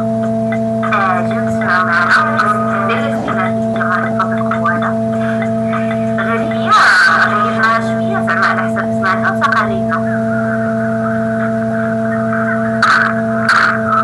Okay, in this podcast, as maybe once again those who know Arabic may have felt that someone is talking in Darija from Morocco in the Arabic dialect. It's a conversation between some students of Moroccan origin that are talking about their own traditions and how they live in Europe and how their relationship is with their families in Morocco and what do they do when they go back to Morocco because they are studying abroad. And this is a very interesting podcast, example of podcast. Once again, they are very interesting for us because they can give the opportunity to students to develop their own skills, and sometimes it's something that we are lacking and that we don't have in the classroom, especially if we follow the traditional way of teaching. So digital means give us the great opportunity to fill this gap and to give students the opportunity, as I said, to create and to develop their own way of see how Arabic literature goes. Going on, I'm going to finish soon, so I can give you the opportunity to say whatever you want. We have another kind of applications of resources, just like Madar, which is a very famous tool to learn Arabic language and Arabic literature also, but to see debates and to have conversations with other people. And they tackle some issues that our students are always talking about. For example, first of all, should I learn an Arabic dialect or the Arabic Fusha? And the second point is, if I want to learn a dialect, which one should I learn? I'm not here to talk about the issue of Arabic Fusha and Arabic dialects. I always say to my students that they better begin with Arabic Fusha, which is the main language, and then if they want to specialize in a particular country, or if they intend to live in one country, so they should learn their dialect, but they can interact with people with Fusha. Despite all the things they usually say in some places, that you cannot talk to people if you don't know the dialect. This is not accurate, not 100%. But anyway, it is a debate, and I do not deny that some people have strong points and strong arguments for their sake, so they can support their own views. The main thing is that our students in the beginning, and I suppose that this is the case for many students all over the world, at least in our European context, they ask themselves, what should they learn? And in some cases, the traditional way of teaching doesn't tackle this question, not in this direct way. So it's nice to see in the digital arena people talking about this kind of perception and with a particular and personal way of thinking, because they had the same problem. Which dialect, which language should I learn and how? And this is, for example, in Madar, which is another project that is called Multi-Arabic Dialect Applications and Resources, that try to fill the gap also regarding the lack of resources in Arabic about this issue. And they support especially videos, as we can see here. So let's have a peep at it. I'm sorry. Yes. Yes. Yes. Okay. I'm going to finish now. Yes. So this is the one I'm going to finish now. Some don't pronounce certain letters and pronounce other letters instead. But what we know for sure is that if you know the classical Arabic language, all of these dialects they become easy to understand. So if you are someone who wants to learn the Arabic language for whatever, regardless of the reason, I would say go ahead and learn the basics. Meaning learn the Fusha Arabic, the original one, the classical one, the one that is closer from MSA. If you were to... Okay, this was I'm going to finish here because I had some other websites and resources, but I'm going to finish just with a single commentary about what we have already seen. This is a video embedded in Madar. As I said, it's a special project to promote the learning of Arabic language and Arabic literature. And this one who was talking is someone called Muhammad al-Andalusi, who is a Muslim born in Spain, which mother language is also Spanish, and gives some kind of guidance and orientation to people trying to learn Arabic. So, digital era, and now I'm going to finish in 1 minute. Digital era gives us the opportunity to interact, gives us also the opportunity to provide new contents, and gives us the opportunity to interchange guidances and points of view about our studies and our teachings. So I think we should take profit of this kind of resources but on a very intelligent and particular way. And it doesn't mean by no means that the traditional way of teaching, which is in the room class, is not usable, is not profitable. On the contrary, we think that we can gather and that we can find a balance and a common ground between this kind of traditional, as they call it, education and the new education in the digital era. But by the way, sometimes what we find in digital tools are as traditional as the other ones. So it does not depend on whether we have digital support, but on the goals and the way we face this kind of education. And thank you very much for your attention and comprehension. Thank you, Professor Gutierrez. Okay, ladies and gentlemen, I think Professor Gutierrez has raised some issues concerning the Arabic language. I think the first is he has highlighted the position of Arabic language in the digital world, which is very interesting, and as well as its potential and challenge in terms of technical challenge, like tools in technology, as well as social challenge, which have been explored. And Professor Gutierrez also explored the teaching and learning process of the Arabic language, in which he advocated the use of student-centered learning as the current approach of teaching and learning process, rather than conventional one, traditional teacher-centered learning. And finally, he also touched upon some issues related to the Arabic literature, in which he is very concerned on that issue, because he has expertise on this issue.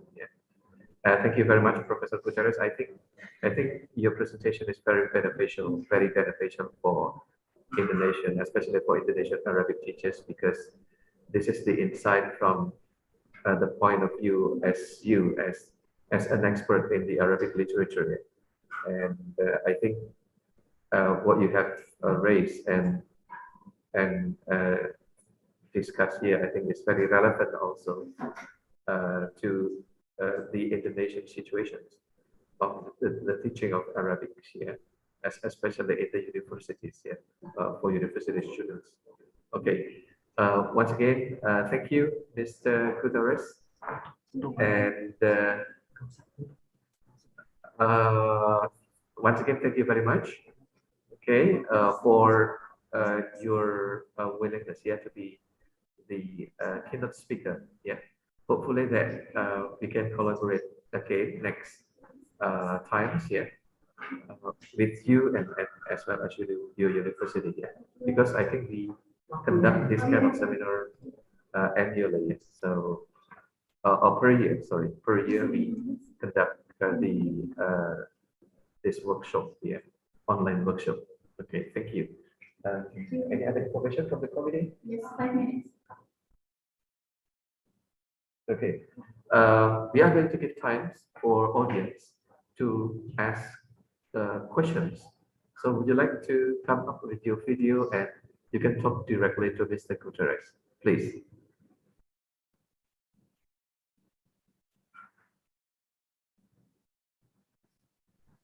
Okay, I think I want to ask a question, Andrew. Yes, please, Ms. Eva. Okay, my name is Arifa, and I'm very interested in what you're saying about when you talk about traditional versus digital. What interests me is that what is actually traditional at the moment, because it seems like what we consider as traditional has changed, because maybe 10 years ago, using digital tools such as YouTube or maybe social media like Instagram or podcasts, probably something new and something that is not traditional. But I mean, these days, with a very fast movement of digital world, it seems like there is a change. of what we can call as traditional. So what is your opinion on this, Professor Guterres? I would like to know what is actually traditional at this moment. Can you hear me clearly? Yes, thank you very much for your question. And you are right in what you're saying. What is the meaning of traditional, of teaching Arabic language or Arabic literature on a traditional way? What does it mean? Okay, when we talk about traditional ways of teaching, we refer to a kind of action, which is the teacher enters the classroom and gives their students a kind of a speech. And when he finishes, he goes away. So he transfers his own knowledge from his own to the students.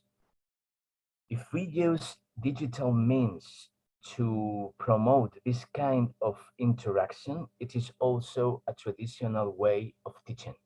So if I enter the class and I speak for 30 minutes and then I say to them, now you are going to see a YouTube video which says exactly what I say, for example.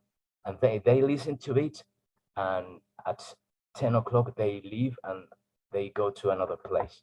That is also a traditional way of teaching. So that is what I say, that some people think that digital area is the solution for everything. Digital means are just a way to improve education and to make things in a different way.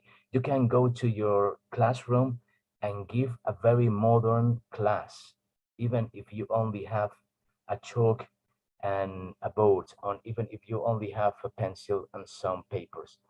That's the style, that's the approach. That is what I say, that sometimes we just think that we are making something really new just because we upload a podcast or a video on the web. But what I wanted to say is that digital means are helpful and give us many opportunities to empower students. And I think this is the very modern way of teaching. I don't know whether everyone is agrees with this point of view. Maybe some people say no, because teaching is something based on the proficiency of teacher. And of course, students have to give something, but they cannot be on the same level. Well, we think when we reach a certain level of proficiency, at least in university, a student has to be the one who develops and creates his own knowledge and his own know to know. And this is what we try to focus on.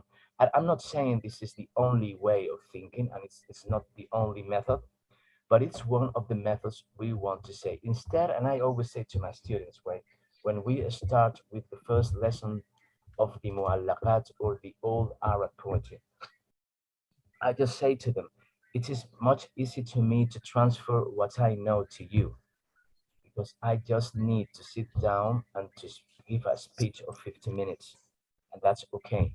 And everybody goes home, and then after 4 or 5 months, we have an exam, and this is the end of everything. But it's much harder for all of us if instead of giving you the history, of giving you the facts, of giving you the translation of these poems, you are going to be the ones who are going to translate these poems. And I'm not going to give you evidence of how this translation should be, but how you should face face it over the activity of translation, which is a very different point. And I'm not going to give you the facts of Imrul Qais, for example. You are going to look after these facts, and you are going to summarize what you find about him. So the teacher should be, this is my case, a companion in this kind of rihla or travel they have to achieve. And that's all what I wanted to say regarding the fact of using digital means. So if you have this focus and this perspective, you have to find in the digital arena what makes your task easier and how you can make the tools and the proficiency to do that. I know that, for example, in Spain, I want to finish because my response is being so long. I'm sorry about that, but I wanted to talk about that. Here in Spain, we are in the year 2022, and I find colleagues, they are still giving lessons in Arabic on the traditional way. What do? They enter the class and they talk to their students about grammar, and they talk to them about idafa. And they say, this is how we construct the idafa in Arabic. So if we want to say the boy's house, we say manzil au bayt al walad. And that's all. And they finish and they go to another subject. There is no practice, there is no attempt to make these people practice these things, and there is no attempt to explain why we use this kind of artifacts. So there's no need to talk about whether they are modern or not. Even if they use a digital mean, this is a non-beneficial way of teaching. From my point of view, as I said to you, and you may know, everyone in the arena of teaching has his own view about how we should teach specific things, for example, language and literature. So I'm not saying that my point of view is the best one, but I've been teaching for a long time, and this is the conclusion I have arrived to. And thank you for your question. It was very interesting. Thank you. Thank you, Professor Guterres. Yeah. And thank you, Ms. Arifa, for the question too. Actually, we want to give more opportunity for audience to ask questions, but unfortunately, the time is up. Professor Guterres, once again, thank you very much for being able to give a keynote speech for this program. And hopefully that your presentations will be giving insight and useful knowledge for us here, especially Arabic teachers in Indonesia. Thank you, and wassalamualaikum warahmatullahi wabarakatuh. Waalaikumsalam warahmatullahi wabarakatuh.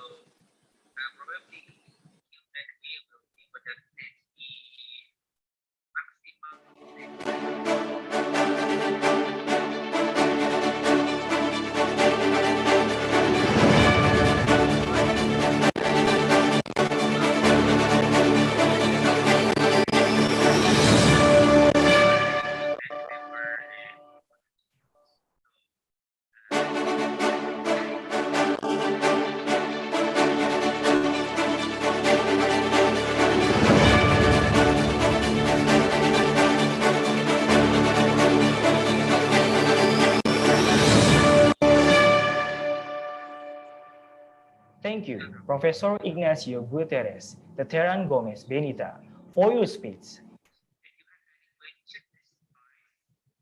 Proceeding to the next agenda, ladies and gentlemen, please welcome keynote speech from Professor Dustin Caldwell, Professor of Arabic at University of Wisconsin-Madison, USA. The time is yours.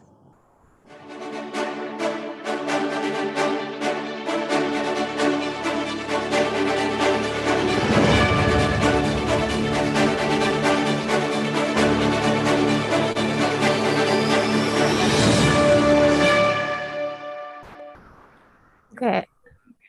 Is my voice heard clearly? Just want to check. Okay. Oh, there's still music. Okay. Can we stop the music now? Okay. Maybe we can stop. Okay, the music has stopped. All right. Can everybody hear me clearly? Just want to check to the audience. Oh, is my voice heard clearly? Just want to check. Yes. Okay. Oh, okay. Thank you. Okay. All right. Do we have Professor Cowell in here? Dustin Cowell? I'm here. Okay, we would love to see. Oh, thank God, we can see you now. All right, so I'm gonna start. Shall we start, Professor Cowell? I think we shall, yeah? All right, Assalamualaikum warahmatullahi wabarakatuh. Good afternoon, everyone. And I guess good morning to Professor Cowell. Can you hear me clearly, Professor Cowell? Yes, I can. Yes, okay. can. Thank you very much. Okay, good. Good morning, Professor Cowell. I believe that it's 8 a.m. in Egypt, yeah? Actually, Right. it's 9, right? 9 Oh, a.m. 9, That's right. 9 a.m. Oh, okay. Yeah. So it's still in the morning in Egypt. So, ladies and gentlemen, first of all, I would like to introduce myself. My name is Arifa. I'm actually not teaching in Arabic major, but English major. So I'm glad that the presentation from the, Professor Cowell also includes English, yeah, as the second language. My name is Arifa and I'm going to be your moderator today, but I think because we are in the context of Arabic language, I think you can call me Arifa. That's how I believe my name should be pronounced because it's an Arabic word. I believe so. I hope I'm right. Not really sure about the meaning though. All right, so today or this afternoon or this morning, we have Professor Dustin Cowell or Justin Correll Cowell. So Professor Cowell is the Professor Emeritus Arabic Language and Literature in University of Wisconsin-Madison, United States. But right now we are informed that Professor Cowell is in Egypt. I'm going to tell you about his research interests just briefly because we don't have a lot of time. So his research interest is very interesting personally to me because he is interested in stylistic appreciation of poetic texts. Yeah, so and also classical texts that represented by the poetry of Arabia of pre-Islamic and early Islamic times. And also he's interested in lyrical composition of oral poetic tradition.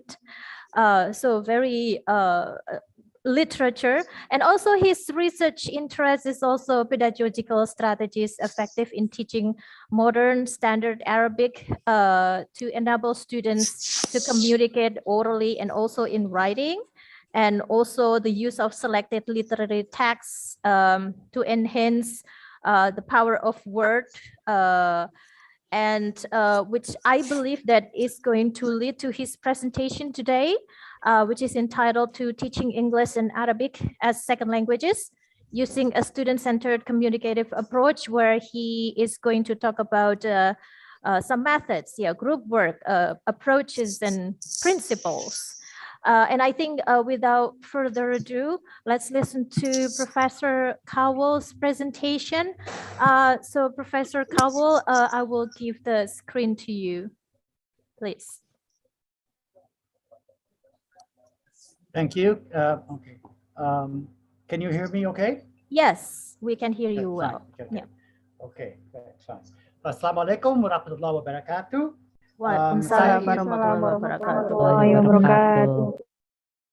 Saya ingin mengucapkan ribuan terima kasih kepada panitia konferensi ini atas kesempatan ini untuk berbicara dengan kalian. Kesempatan ini merupakan penghormatan luar biasa. So thank you so much for your kind invitation. I'll try now to share. Am I screen sharing now? Do you see my screen, my PowerPoint? Yes. Yes, bro. Oh, good, good. Yes, that's good. So that's good. Yeah. Great. So actually, my point. So this, I was very impressed by Professor Ignacio Gutierrez's presentation. And I think that in this regard to this pedagogical approach, we are soulmates. Everything he said supports my own views, and he has said everything so beautifully. So what I will be saying will not be something new, but simply kind of a, like you have a poem and you have a variation of poem. So it's saying the same thing as far as pedagogy and theory of pedagogy, but in a different way, a different format. So I certainly appreciate Professor Gutierrez's presentation, and I'm just going to be focused on a small element of what he has presented. Although I, of course, love Episamic poetry and gave a lecture of it here in Cairo 2 days ago. So, but that's a different. I didn't choose to talk about Episamic poetry in this particular instance. And I'm not going to use Arabic unless there's a desire to do so. But those who are interested in Arabic can see the translation into Arabic or rendition. So, what is the approach? What is this? What do we mean by a communicative approach? And so, involved is just like Professor Gutierrez mentioned, is actively doing and interacting, and also communicating. And the basic idea is learn by doing things. Just as Professor Gutierrez students translate the mu'allaqat into Spanish, and they look up the lives of the great poets. So they're actively involved, and that's something very important. And they're communicating because they're making blogs, and they're telling their classmates what they found out, and this idea of discovering new things, and that's so important in the learning process. And so that's what we call experiential learning. His students are experiencing the text, and I quote a saying by the Greek philosopher Aristotle: "We learn by doing." And that's so common. That's of course Professor Gutierrez was explaining the difference between traditional and you might say innovative. What we're trying to do now is to get the student involved, and it's a kind of dialogue between the presenter, the professor, who is not just giving knowledge in a lecture, but interacting and learning from the students. Because as we teach, we also learn from our students. And I've learned so much from my own students and their own impressions. And appreciating a literary text, there's not just one way to appreciate it, but there are many aspects, and everyone brings things to the text, their experience, and we can share those. And then it's a joy of experiencing, of learning and reading a literary text, for example, and also learning about the language itself. So just like I said, the principle of the experiential learning is the active involvement. And of course, this requires motivation. And so we have to get our students motivated. This is what Professor Gutierrez has done with his students, getting them writing blogs and translating and getting actively involved. That's a beautiful example of what I'm talking about. And so how do we get people motivated? And it's through developing activities which spike their enthusiasm. This is so important. And so we want them to feel that pleasure of learning something new and stimulate them to say, well, I really want to learn this. So how do we do that? And we also, we hope that that for them it's a responsibility to be responsible for their own learning, just as the students have to translate to they are taking responsibility for their own learning. And Professor Gutierrez mentioned the student-centered classroom. And just as we say, it's not the professor who just pours out his knowledge and goes away, but it's getting the students actively participating. It's so important. And we see so many teachers fall back on it's so easy for a teacher just to, year after year, just to have a prepared lecture and then read it aloud. But it's how do the students really grasp it? And they have to be active participants. So then of course, we have to face reality, and I had the fantastic opportunity to study Bahasa Indonesia for 2 semesters at University Gajah Mada in 2020 to 2021. We were a class of 4 people. So it was wonderful. So all of us had a chance to participate and give presentations. But let's say but of course, in the modern world, most language classes have maybe over 12, 15, 20 students. And so how do we get all the students to get themselves involved? So in the traditional classroom, where you're actually there present, then you have little groups, and so we have a group work, and that and it can be in pairs or maybe a group of 4. Very important in a language classroom where you have more than, say, 4 people. And we have active participation, which the teacher is certainly challenging, but he or she has to show the way, show the path. Is a facilitator, just as Professor Gutierrez mentioned. We are partners in the process because knowledge is infinite, but it's how we acquire knowledge, and if the teacher can show the student how to acquire knowledge, because whatever vocabulary we may teach the student, it's just a drop in the ocean. But how does the student then proceed from there and be attentive and expand his or her own knowledge? And so this requires effort and engagement. And again, the same idea of the student, we must encourage the student to engage himself or herself. So oftentimes in the literature, we talk about scaffolding. And of course, it comes to the idea in construction, how we, in order to or even to wash windows or to construct a building, we use this frames of wood and metal and boards to gain access to higher parts of the building.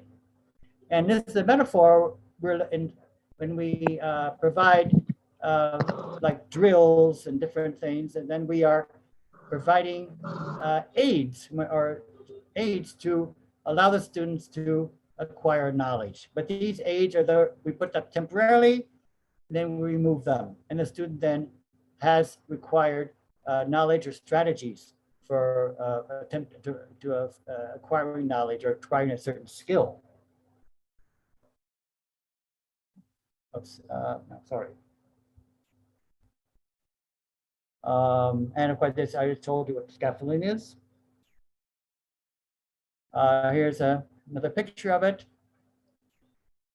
Let's imagine that you are providing access to a higher place, which is hard to reach. Here, the goal is learning. So the teachers then provide scaffolding, and that is the design of clever succession of well-planned activities. Planning is so important in the teaching process. We have to guide the students. We just don't say to the students, okay, talk to each other. We have a certain lesson. We're talking in an elementary class, for example, of beginning Arabic. Then we have a certain lesson. We have a certain amount of vocabulary with certain structures. So then, let's say the class is devoted to daily activities in the morning, and so and a very different source of coffee, like drinking and getting up and washing your face or whatever, things like that. And so it might be 4 questions that the teacher prints out on a piece of paper, distributes to the students, and then they go into groups, and they might be say, at what time did you get up in the morning? Did you have breakfast? What did you have for breakfast? And just very strict. And so the students ask one another, and of course it's controlled in the sense that the topic is very limited, but the questions are made to focus on vocabulary to focus on structures. If we're using, talking about the past time, when did you get up? So you have to say get up versus when do, versus if another one, when do you usually get up? So you focus the question on it. If you're trying to drill them on, get them to using past time or present time, you have to make the question specific to your objective. So this is the scaffolding. It's well planned. It's structured activities, which are only a means to a goal, a means for the students to get used to certain vocabulary, to certain structures, and rather than there might be some drilling on that before that. You say, for example, when did you get up? I got up. You do that in the class. You have to you do modeling.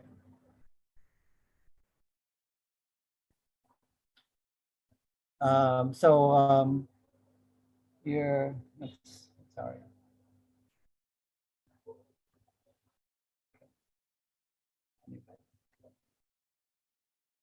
And you look at the video here. I found a video where the workers are not just using the scaffolding to do the suction, but you see the worker at the top is doing some exercises. So it's a little metaphor is that with good scaffolding, the learner can do his own new tricks.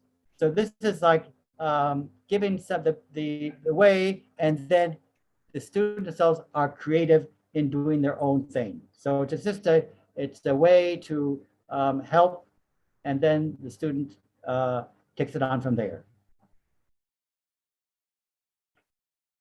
There must be, of course, a common base shared by all the students. That's difficult. For example, if you have a students of very different levels in one classroom, and that takes a lot of effort to deal with that. Hopefully, the students have a similar level, and so you have to have then, if they're different levels, you have to then present something with a limited vocabulary and very focused, so that all students, all levels can gain benefit. Because if it's too complicated for some of the students in class, then they will be left behind.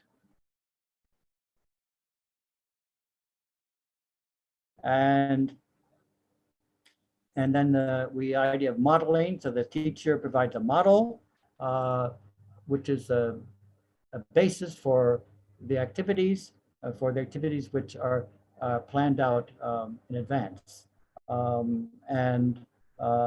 The students, often you have an interaction with the students, and the teacher asks the students questions to get them involved. And so at what time did you get up in the morning? And so the student has to answer. And you have several students, and they get the idea of how to say, I got up at 6 a.m. Whatever. So you give them structures. When did you have breakfast? I had breakfast at 7:30 in the morning. Things like that. So you get and that way, how you form a question, how you form an answer are being modeled by the teacher. And then when students ask each other questions, they can use those same patterns, because you want to establish patterns with a given amount of vocabulary. And it's a kind of drill. It's not real. It's like there's a bit of communication, because the answer provided is something new that the person asking the question does not know.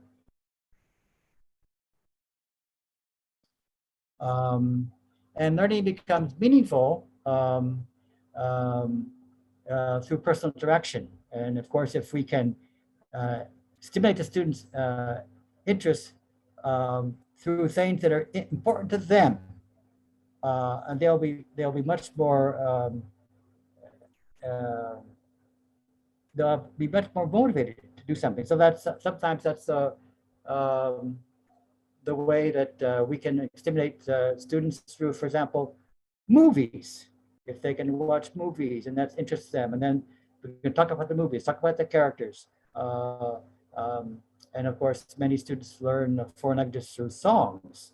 And if that's something they like to do, is to listen to songs in the evening or whatever. And then many people learn a lot about foreign languages through songs and memorizing songs, sort of like songs that are almost some like kind of poetry. So So watching movies, watching documentaries, watching the news is something meaningful to the students, and that increases their motivation.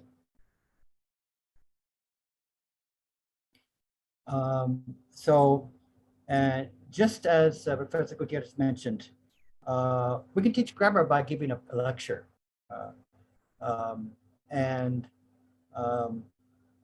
But it's more effective, in my opinion, if we model grammatical structures and then practice them until the students, a pattern is established in the minds of the learners. And so we have to give examples. We have to have some drilling, which is routine in a sense, substitution. When did you have breakfast? When did you get up? When did you see the movie?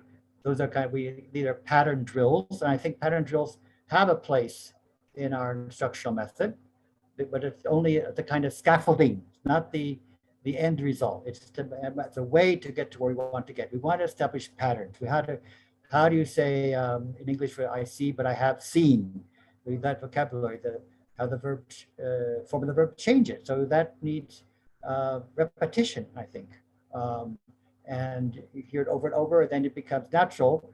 Instead of having to say see, saw, seen, memorizing charts of how to conjugate a verb in English, for example. So sometimes those kind of patterns of okay, drink, drank, drunk. Those things are kind of, maybe if you see patterns of sing, sang, sung, maybe see how different verbs are related. That could be useful, of course. But that's just one kind of drill, which is useful. And the idea is patterns. What are the morphological patterns in the language? And we have the pattern in English, of course, but we also have beautiful patterns in Arabic with a verbal system, just as Professor Gutierrez mentioned, with a root system, which offers almost infinite ways of coining new vocabulary. So then we have stages. We have modeling, then we practice with that model with a kind of pattern drilling. And then we ask the students to use those structures to talk about themselves, maybe a little monologue. Oh, this morning I got up at 6 o'clock in the morning, and then I had breakfast, and after that I watched the news and TV. So that using limited vocabulary, but saying something original about themselves in a kind of paragraph mode. And we talk about language fluency, it's not just I can say a sentence, but can I link sentences together to make a paragraph?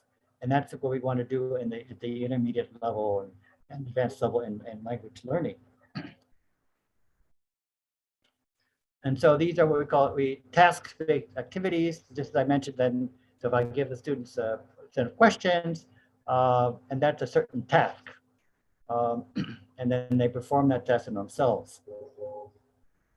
But the task is clearly defined, and so that there's direction.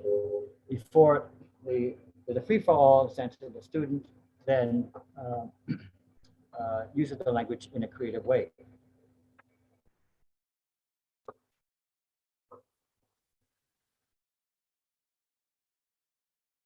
And I just mentioned, for example, pair work, so that we have a lesson, limited vocabulary and structures, but the instructor then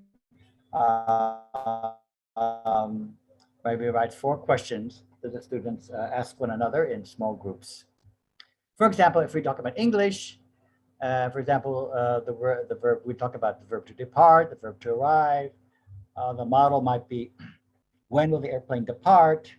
And it might be, and you might then model answer, well, the plane will depart at 9 in the evening, or something like that. Well, when will you have dinner? I have dinner at 8 in the evening. And so we have these kinds of structures. This is kind of drill. So we have models, and we establish a pattern. And then, for example, this question, these are questions that are given to the students, and they ask, when did you have lunch yesterday? Did you already have lunch? Have you already? And so you have different ways to conjugate the verb in English, for example. And so you're using, but you're just keeping a certain vocabulary. Go to sleep, have dinner, clean your room, organize your papers, do your assignment, read the chapter. And you're and oftentimes we have the students each other, and then, for example, I used to do it. Then I have two groups to get together, and each student says, "Well, my friend got up in the morning today at 6, and talks about his friend, what he learned from his friend, his or her friend." And then you talk to the group. He presents the two people in a group of 4. Then each of the persons describe what he learned from his friend, the new information. And then that's a kind of a paragraph activity. And this is just now example in Arabic. For those who don't know Arabic, just bear with us a bit. In Arabic, there's a construction, as mentioned by Professor Gutierrez, the Adolph construction of 2 nouns, a special relationship with 2 nouns. So if I say, I live in the city of Madison, versus Madison is a beautiful city. Here in Arabic, we have the verb city comes in 2 different contexts. The verb has to be Medina.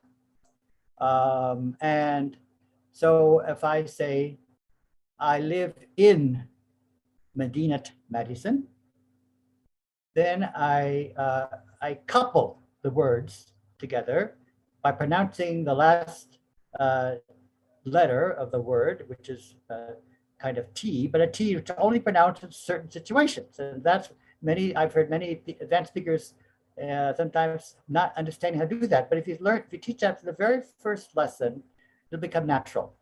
And it's not just a theoretical thing. So I live in Medinat Madison. So I'd say Medinat Madison. Versus then I say, well, tell me about Medinat Madison. Okay. Oh, Medinat Madison, Medina. Jamila. It is a beautiful city. And here I don't use the word, I use the T. Why? Because it's not the first part of a construction. It's not intimately related to another noun. So then what I do is when I say Medinat Madison, Medina, Jamila, loose. So Medinat Madison is a beautiful Medina.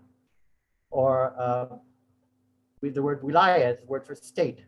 So we talk about Wilayat, Wisconsin, the state of Wisconsin, Wilayat Jamila. Now it's free. I don't use this coupler. So if I say Wilayat, Wisconsin versus is a Wilaya Jamila, is a beautiful state. So I have better examples. So the student says then, I live in Medina Madison, Medina Madison, Medina Jamila, Medina Madison, Medina in Wilayat, Wisconsin, the state of it, and I use my hand to couple Wilayat with the state of Wisconsin. And of course, in English, it's the of. The state of Wisconsin is a beautiful state. So if they get the idea that in English we have of, in Arabic we pronounce the T in that word. Medina Madison, Wilayat, Wisconsin. And if we don't, I don't give the rule. I don't say, well, here we have 2 nouns. We have the noun state, we have the noun Wisconsin. We have to put the word of between, or we have to say the T. That's theory. It's not interaction. So then, but if I get the student to say, they talk about themselves, the first week of instruction. Min ay Medina anta. From which city are you from? And I'm in Medina, Minneapolis. Good. Aina Minneapolis. Aina Minneapolis. Fi Wilayat, Minnesota. City. So then they talk about themselves, talk about their own cities, their own states, and they use that structure in the same sentence. Medinat, Minneapolis, is a Medina Jamila. This is an example of what Professor Gutierrez mentioned. And so now in communication, we have to have a gap. And we're not really communicating. If I ask you, I say, what color is this? You say, it is white. Okay, that's a drill. I can dream the colors. I can, what color is this? This is yellow and red. Okay, but you're not telling me anything new because I already know that it's yellow and red. I already know that it's white. So there's no information gap. You're not answering by telling me something I don't know. This is a kind of drill. If I want to drill the colors, that's fine. But then after that, I say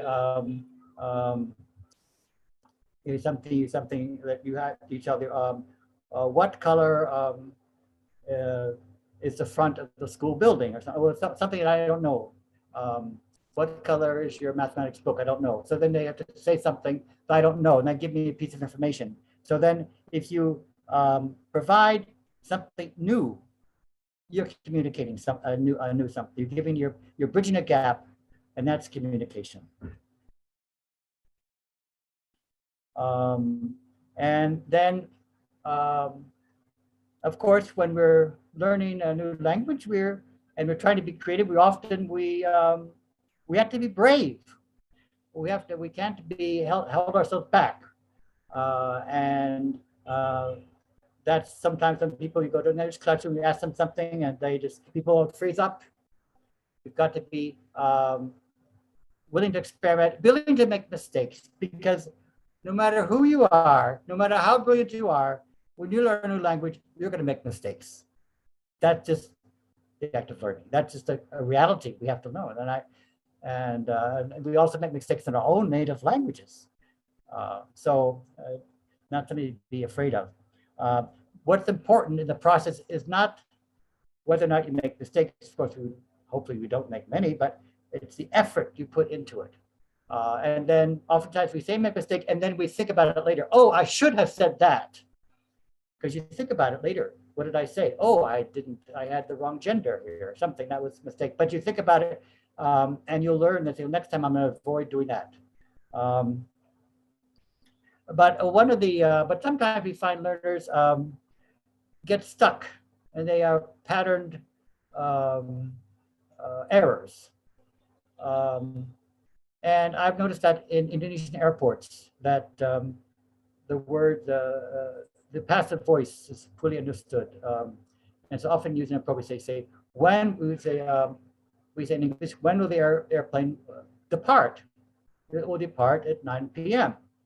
That's good English. But if you often hear in airports, and you say, when will the airplane will be departed?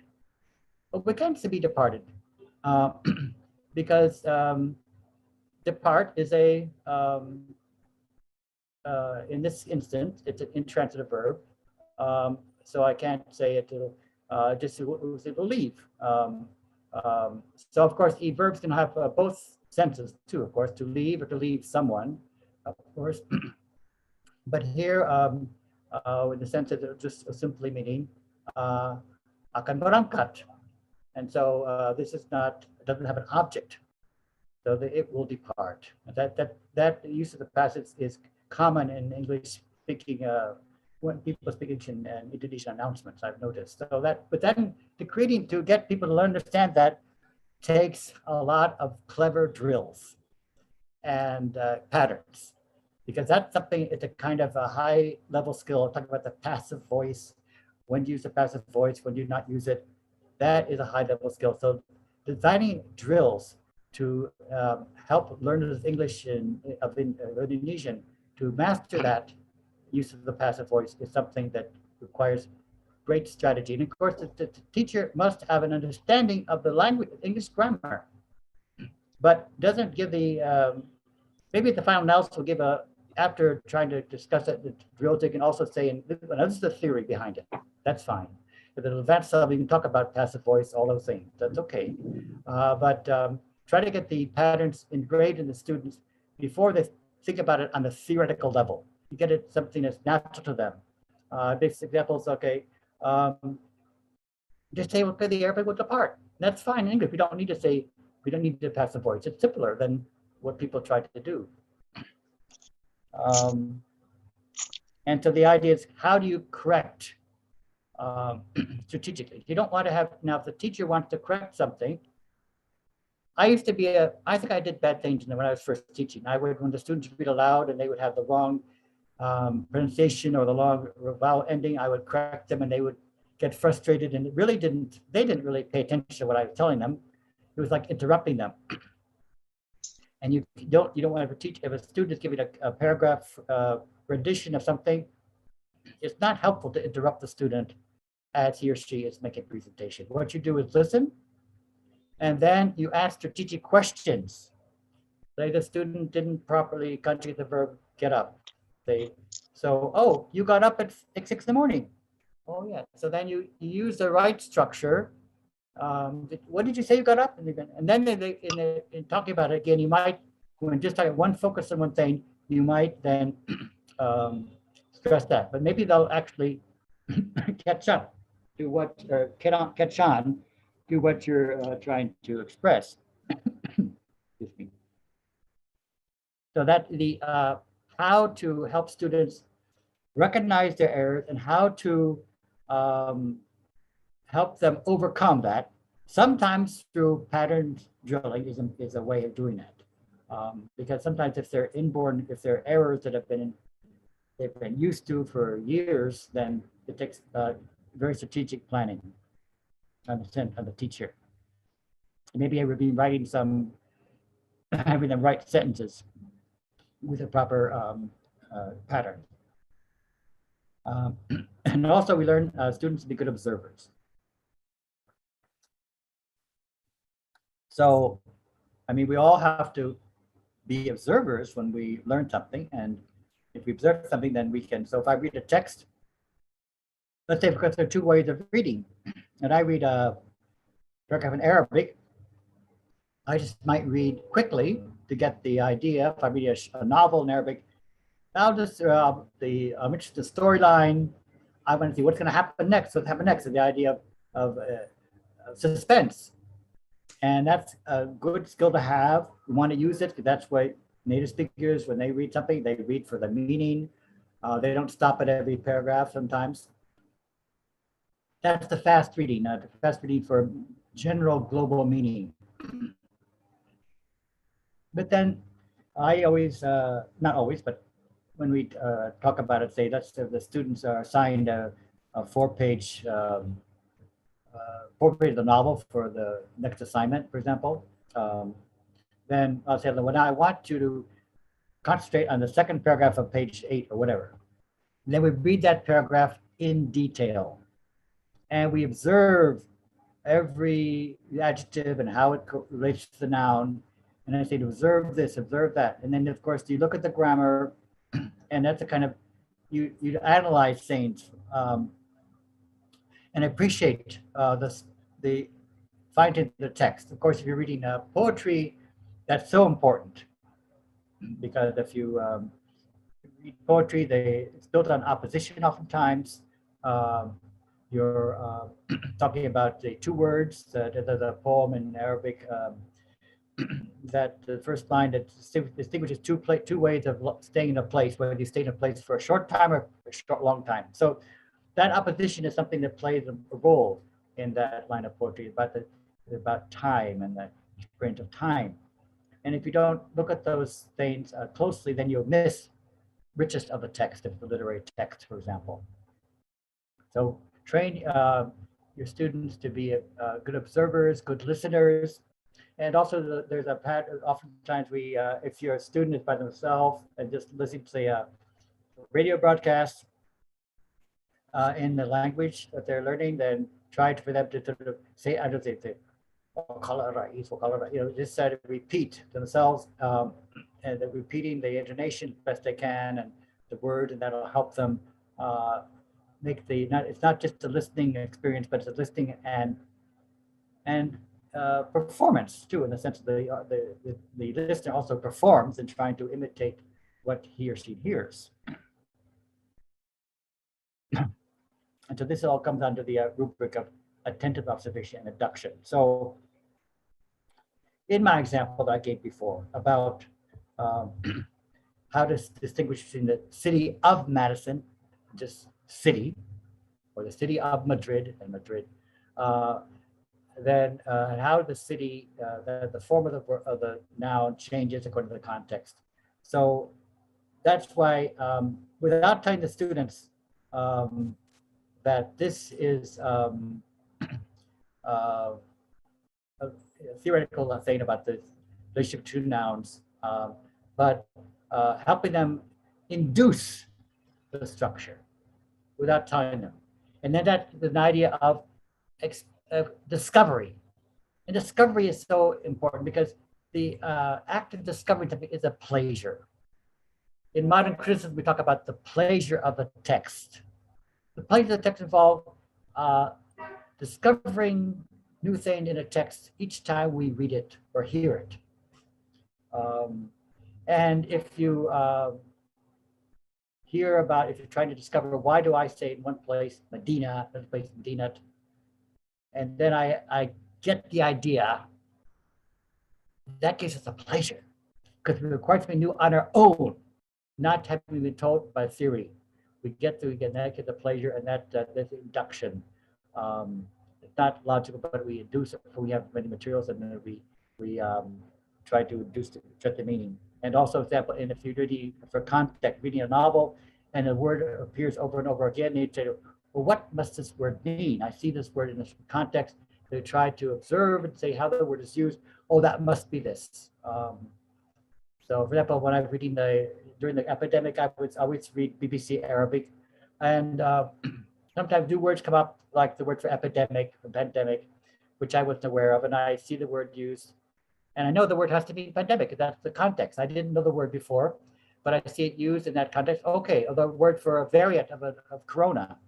Oh, there's a new word. I didn't never do that word for variant, but of course I see it used over and over. So, in the context, well, that must mean variant.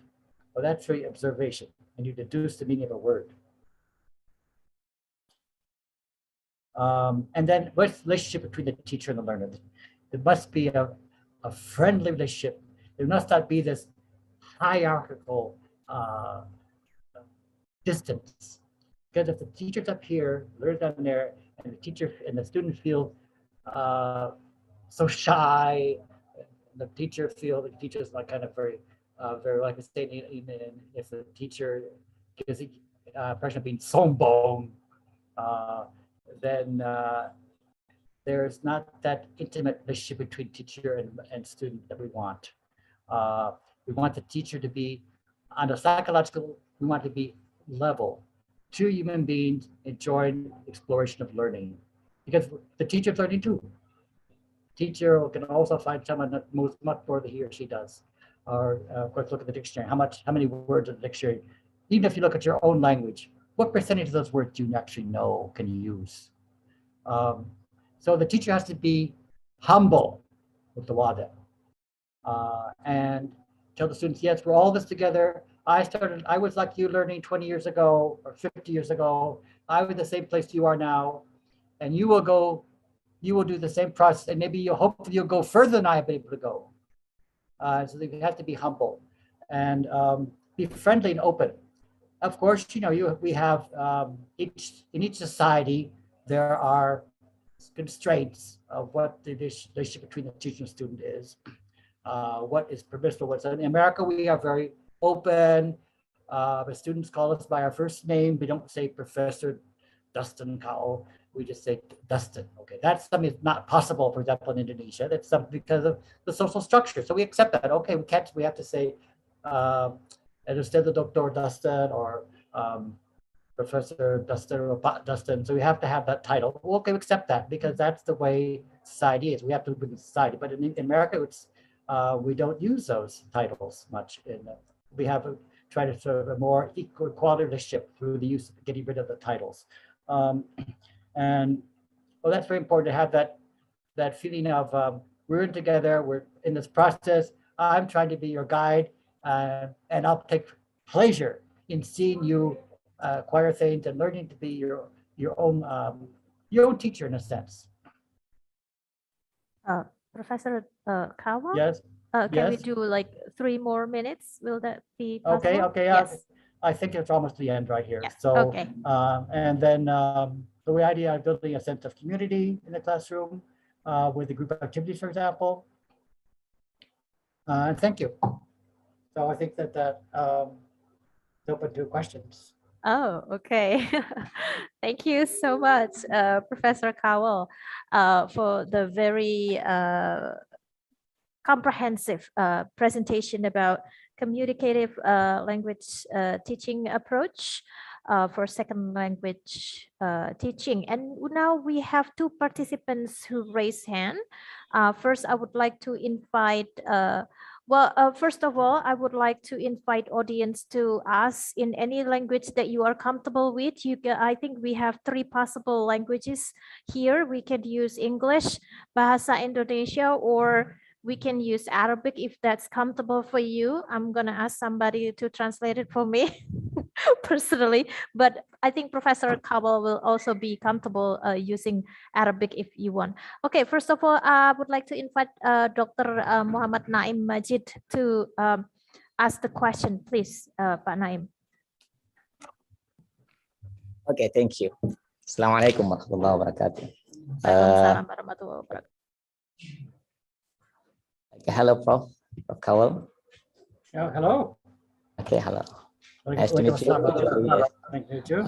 Okay, this presentation is very, very interesting. It's about the teaching English and Arabic as second language student-centered communication approach.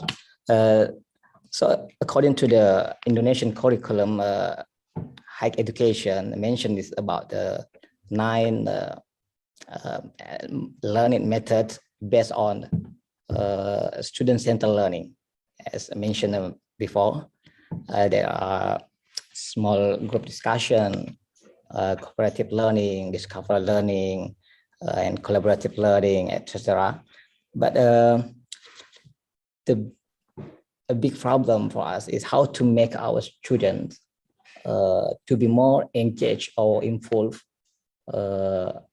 in learning process, in particular in the learning of Arabic and English languages practically. So, so you know that about our learning method, we use asynchronous and synchronous blended learning. So I think it is more important to it is العاده تتعلق باستعداد preparation for the teacher and student. Okay, that's all. Thank you. Yeah, I think that yes, I think I think what you're focusing on is the motivation, getting students involved, and so that's what by focusing the idea of the teacher being a facilitator, providing scaffolding, which is something just as something, it's a means to an end, not the end.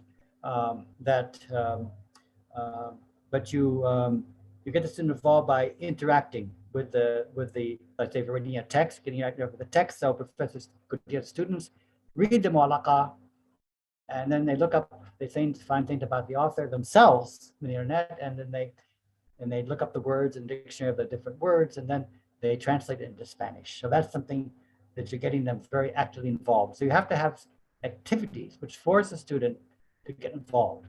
That means it should be an activity every day in the classroom. That's why you have group work where the students are involved with each other in asking questions. So you have these specific tasks, and they get involved, and and each student gives a sense of a sense of well-being, because he's asked, what time do you get up in the morning? And he tells, and then he gives the answer. Then that's next time, then that's his partner explains to the other students in a larger group. Well, he gets some more. So you're talking about him or her, and that person feels a sense, well, I'm part of the group and I'm important, and people now learning about my experiences, or where I'm from, or where you're from. Well, I'm from the state of Utah. Oh, that's far away. Oh, what's that? So, then it's their own personal experiences become interesting to the others in the group. So, forming a sense of this group this bonding between people, which is important to have that's why it's important to have a group where your partners, and then as for language, the students have to only use that language of target language in the classroom to the part extent. So that's we have in Wisconsin. We've established a immersion program. The students come to learn Arabic, say for example, 8 weeks, live in a dormitory together, and only use Arabic with themselves and with the instructor, except for one day, several hours each week. So we have to motivate themselves. When they eat and they have dinner with the other classmates, say, well, this is a egg and this is a whatever. Motivating part of their life. So that's, I guess, one way to answer the question. All right. Okay. Does that answer your questions, Pak Naim? I guess we still have one more question. Do we still have one more question or time is up? Oh, okay. So the committee has given me a clue that time is up. So I guess for Ustada Fitri, you probably can ask the question personally to Professor Cowell, maybe through email. Will that be possible, Professor Cowell? Yes, that's fine. Oh, that's fine. Okay. Yeah. So if you're still interested in the discussion of communicative approach in teaching Arabic or English or any second language, maybe you can contact personally Professor Cowell through his email address, which I believe is available. All right. Before we close this meeting, I have a feedback voice. Is any, I think speaker is on here. Sorry, there is a technical issue. Okay. All right. Okay, I'm going to summarize a little bit of the speech from Professor Cowell today about communicative approach, which is really interesting approach, which I think we agree can be a very good approach for language teaching. The point is learning second language is about learning by doing, and about the idea that the students will actively be involved in the communication. And to what is really interesting, I think, is the term actively involved in the experience of using the language. And I think this is a challenge for any second language teachers, because as Professor Cowell mentioned many times in his presentation, it's about very well planned teaching. So planning is really important. So we can provide the scaffolding as shown in the video, that when we teach language, the students will be able to use the language not only for one goal, but for many things that will be exposed to them. So I think this is in theory, it's a very good approach, but we will have to understand that this is also a really big challenge for teachers, because teachers have to really work hard to provide the perfect experience for the students, so they will use the language to lead to the patterns that is explained by Professor Cowell. I hope that I summarized it well. Professor Cowell. Very nice, but you don't have to be perfect. You don't have to be perfect. Yeah. No. We don't have to. Teachers, we don't need to be perfect. Okay. We do the best we can and get students excited. Yeah. I guess as a teacher, we have to be really invested in providing the experience for the students. All right. Thank you so much, Professor Cowell. This has been a very interesting discussion and presentation. But I think before we close the presentation, Professor Cowell, would you mind to maybe unshare the screen so we can have a picture together? Yes. Yeah, sure. Yeah. So you can unscreen it. Yeah. Okay. Yes. So I'll just do it here. Top screen.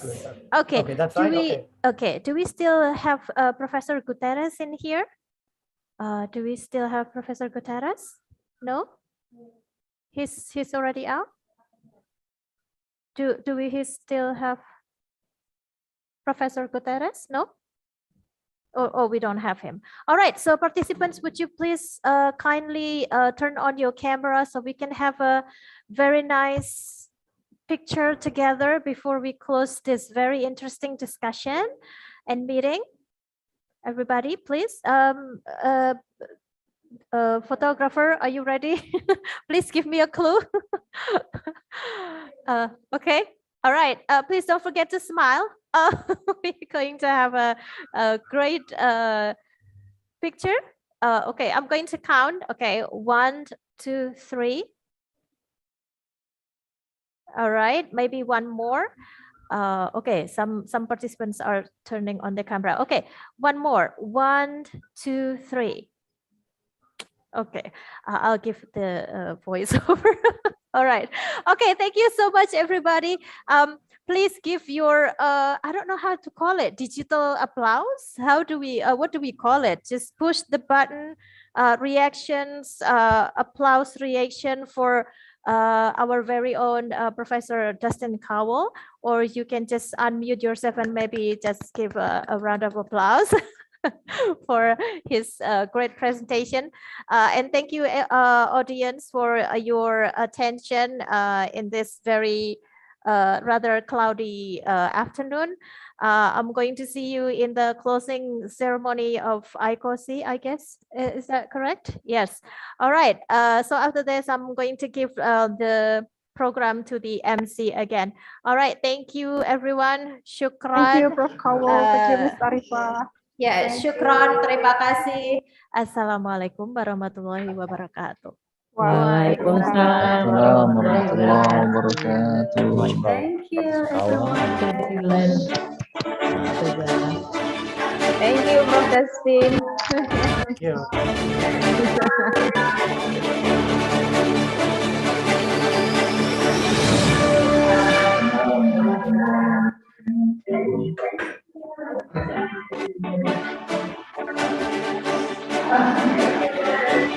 Begini, Bapak Ibu, terima kasih.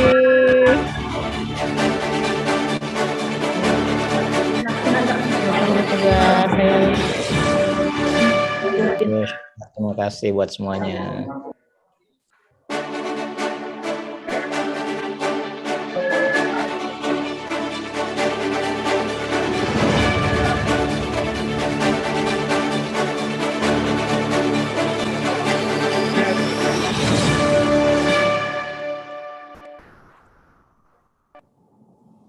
Thank you, Professor Dustin Cowell, for your speech.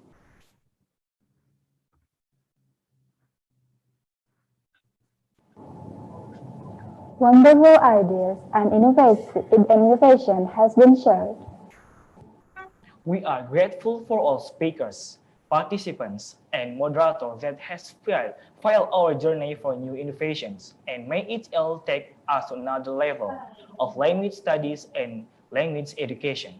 And for all attendants, don't forget to attend closing ceremony of ICOSI 2022. Thank you for all audience that has connected from the comfort of your home, wherever you may be, as you are all the real innovators. Wassalamualaikum warahmatullahi wabarakatuh.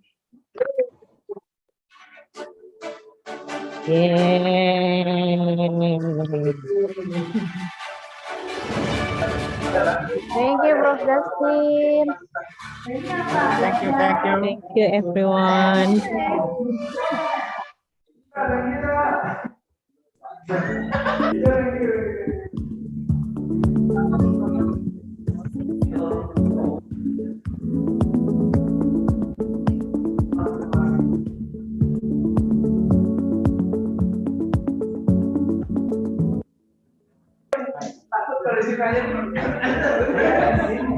Teman-teman, kita sekarang move ke lift itu ya, lift room ini ya.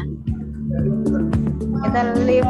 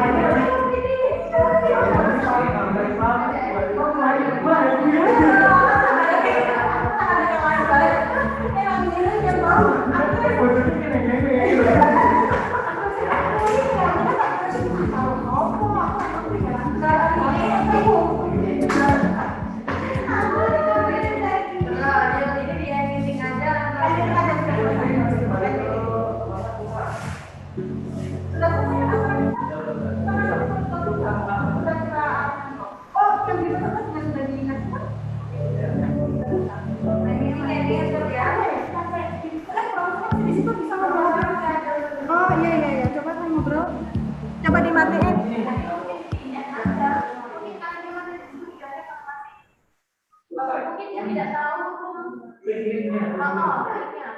Makanya ada dingin. Kalau misalnya dikasih Saya cat deh, saya cat sudah ke pribadi tapi nggak baca dia. Oh, wis rampung.